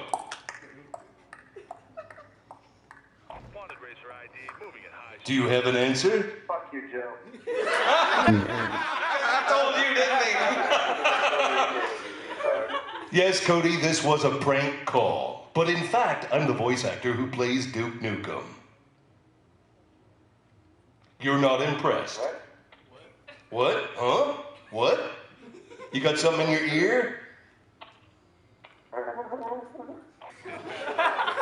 You sound giddy like a schoolgirl. Now he's believing it. There we go. Well, you have been the subject of an elaborate hoax, a crank call from... Hey, you got bamboozled, if you will. And why aren't you here, you motherfucker? Get over here, you big fat pussy. Good for a con? Huh? Yeah?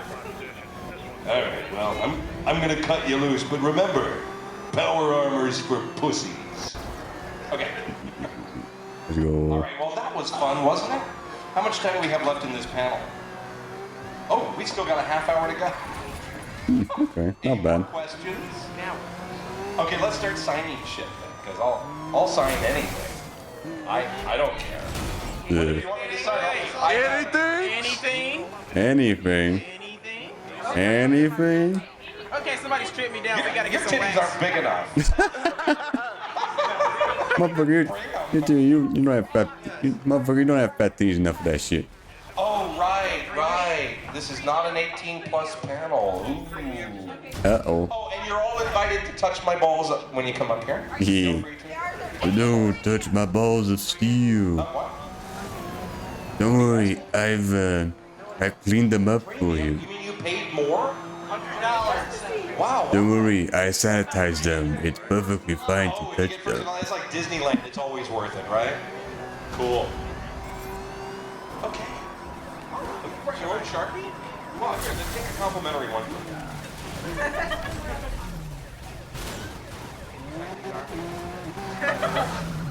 How the fuck did I even do any damage? Come on.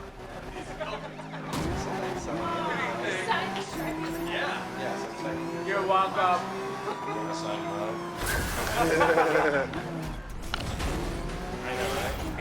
Hey, take loss. No, it's not. Okay, there we go. And that's the one that's signed right there. You make me fucking restart. Thank you. I know exactly where to sign that bad boy. Once the video ends, then we'll just call it a session. Oh yeah, you got it all. Sweet. Right across the shoulder blades. That's the only good place for it to sign. And in slow motion, so that it looks like this. What is that, a fucking Warhammer figure? So now, this thing that is normally worth maybe, I don't know, 10, 15 bucks, now on eBay, 50. Blech. Let's go. I better not find this on eBay, kid. Let me sign them all now. Why not? Dude! I better not find this. I better not figure out that you're trying to sell this. You fucking pussy. Did you want all of these? Otherwise I'm gonna shit down your Definitely throat. selling this shit on eBay, I can tell. That's okay, I sign fast.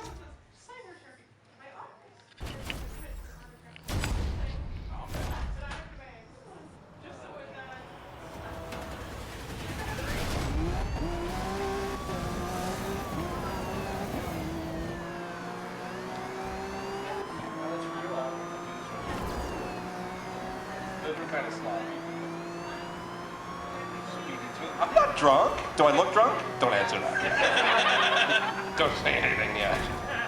You want to see me drunk? Boom. See you all tonight. Let's see you all tonight. I'm gonna... Yeah. Just wait until I pull out the tequila. Then you know, then you'll be... But she can drink. Then you will like the Duke when I've it's had Duke. alcohol with Kim before. And then afterwards, she burped. It's just that only that one prank call. Not gonna be more. You people are smart. Pure note? I thought it said puke something at first. Got him. Can I put devil horns on my picture? Yes. Cool. Ooh, can I put a mustache on Tiffany Graham? No, that wouldn't be nice. That wouldn't be nice. Yeah. Okay, yeah, I guess it was just that one. Alright. Cool. Alright, yeah. I think that we'll call it a session then. We did pretty good, I guess. We did manage to work on some cars. But this shit's still gonna take a bit. And oh, is it gonna take a bit?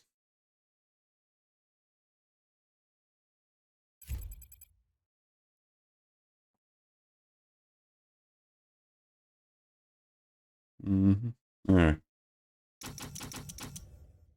Let's see. We were at the... I think it was McLaren's? Or was it Porsche? No, I think it was McLaren's, right?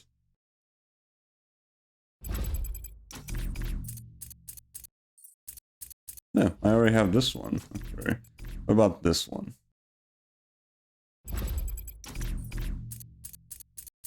Right, I remember now. We had just finished off with the Porsche, and we moved on to other stuff. Okay, then we're not gonna be able to get many things done with this car. There's still a lot of shit to buy.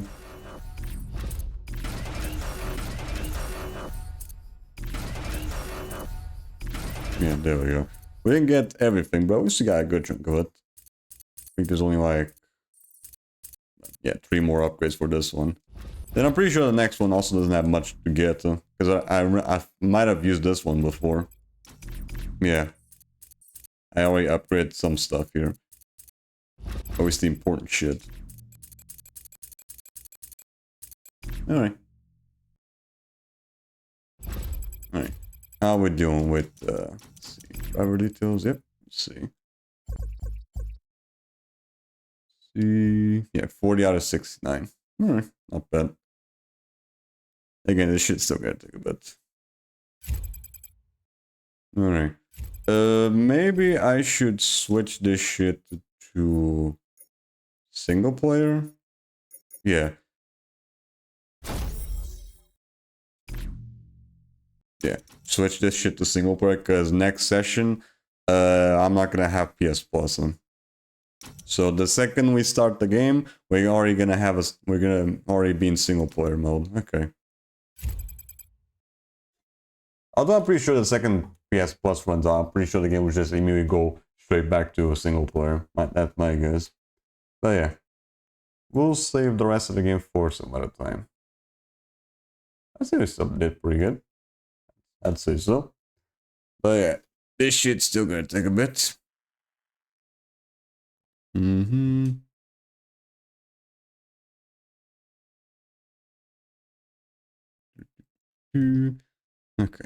Should be. Now let me just change over here. There we go. Much better. So yeah, that's gonna be it for this session of Need for Speed Rivals. Yeah, we're definitely gonna be farming that shit for quite a little bit longer. It might not take as long as, say, the PS3 version, because I kind of already know what the fuck I'm supposed to be doing. But yeah, this shit's still gonna take a bit. Right. I'll keep the PS4 on, because I also need to charge up the other controller. It probably only needs like half an hour left, maybe? I don't know. That's my guess, but yeah. That's gonna be it for today. Next stream though shall be tomorrow, where we are gonna be continuing on where we left off with the Recoded. Right. Last we left off, we finally finished off the Birth by Sleeper, and we started a little bit with the Recoded, that was the portion that's on the collection. I think we stopped around 2/3 into the movie, so probably 1 more hour and we should be done with the movie. Then we're gonna have to read some stuff with the database from that shit. And then hopefully, if we have enough time, which I'm pretty sure we might have, we're gonna finally go and move on to Sonic Adventure. There we go. Let me see. Let me just check that cycle. Yep. Birth by Sleep, and then Sonic Adventure. Well, actually, recoded, and then Sonic Adventure. That's gonna be fun. I never played Sonic Adventure 1 before, so that's gonna be fun. I already have the game installed on my PS3 for quite some time. So that's gonna be fun. But again, next stream shall be tomorrow though, at 9:30 PM GMT1, where we are gonna be continuing on, where we let off with more of Kingdom Hearts Recoded, finish that off, and then finally start doing Sonic Adventure. Don't know how long that game is gonna take though. Hopefully not as long as the games that we're doing recently. Yeah, hopefully not. Yeesh. There. If you like notified when I go live or any other shenanigans of my stream schedules or video uploads, you can go to my Discord where you'll be notified as such. If you also want to keep track of my previous stream that I've done in the past, you can also go to my YouTube channel as well. With all that said and done, who I'm gonna be running today? Well, let's see who's on right now, shall we? The Shadow of Cool. Yep, no, this is just Dave. Oh, right, yeah. There was a Samurai Jack game released on PS2. Right, I remember that. I think I saw a copy of the game on Vinted once. Right, I so wanted to play the recent Samurai Jack though, but I think the game got delisted a few months back. I think it's still on either Epic Game Store or GOG or whatever, but I think pretty sure that's like the only way they can play the game, the new one, Battle Through Time. But at least you can still play the old PS2 game. But yeah. Let's see here.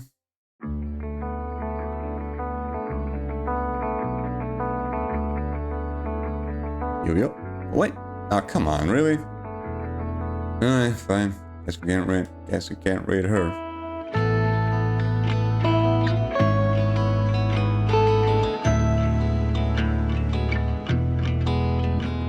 Game right now. You.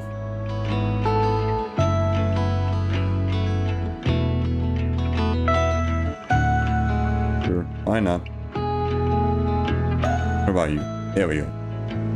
So yeah, for this stream, we're gonna be rating Zondervan. Right now they're going through Phoenix Wright Ace Attorney Spirit of Justice. Don't know which game this is in the Ace Attorney series. Maybe the third or second, I don't know.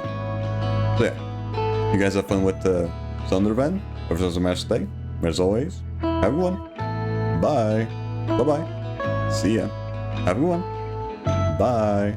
Bye-bye. See ya.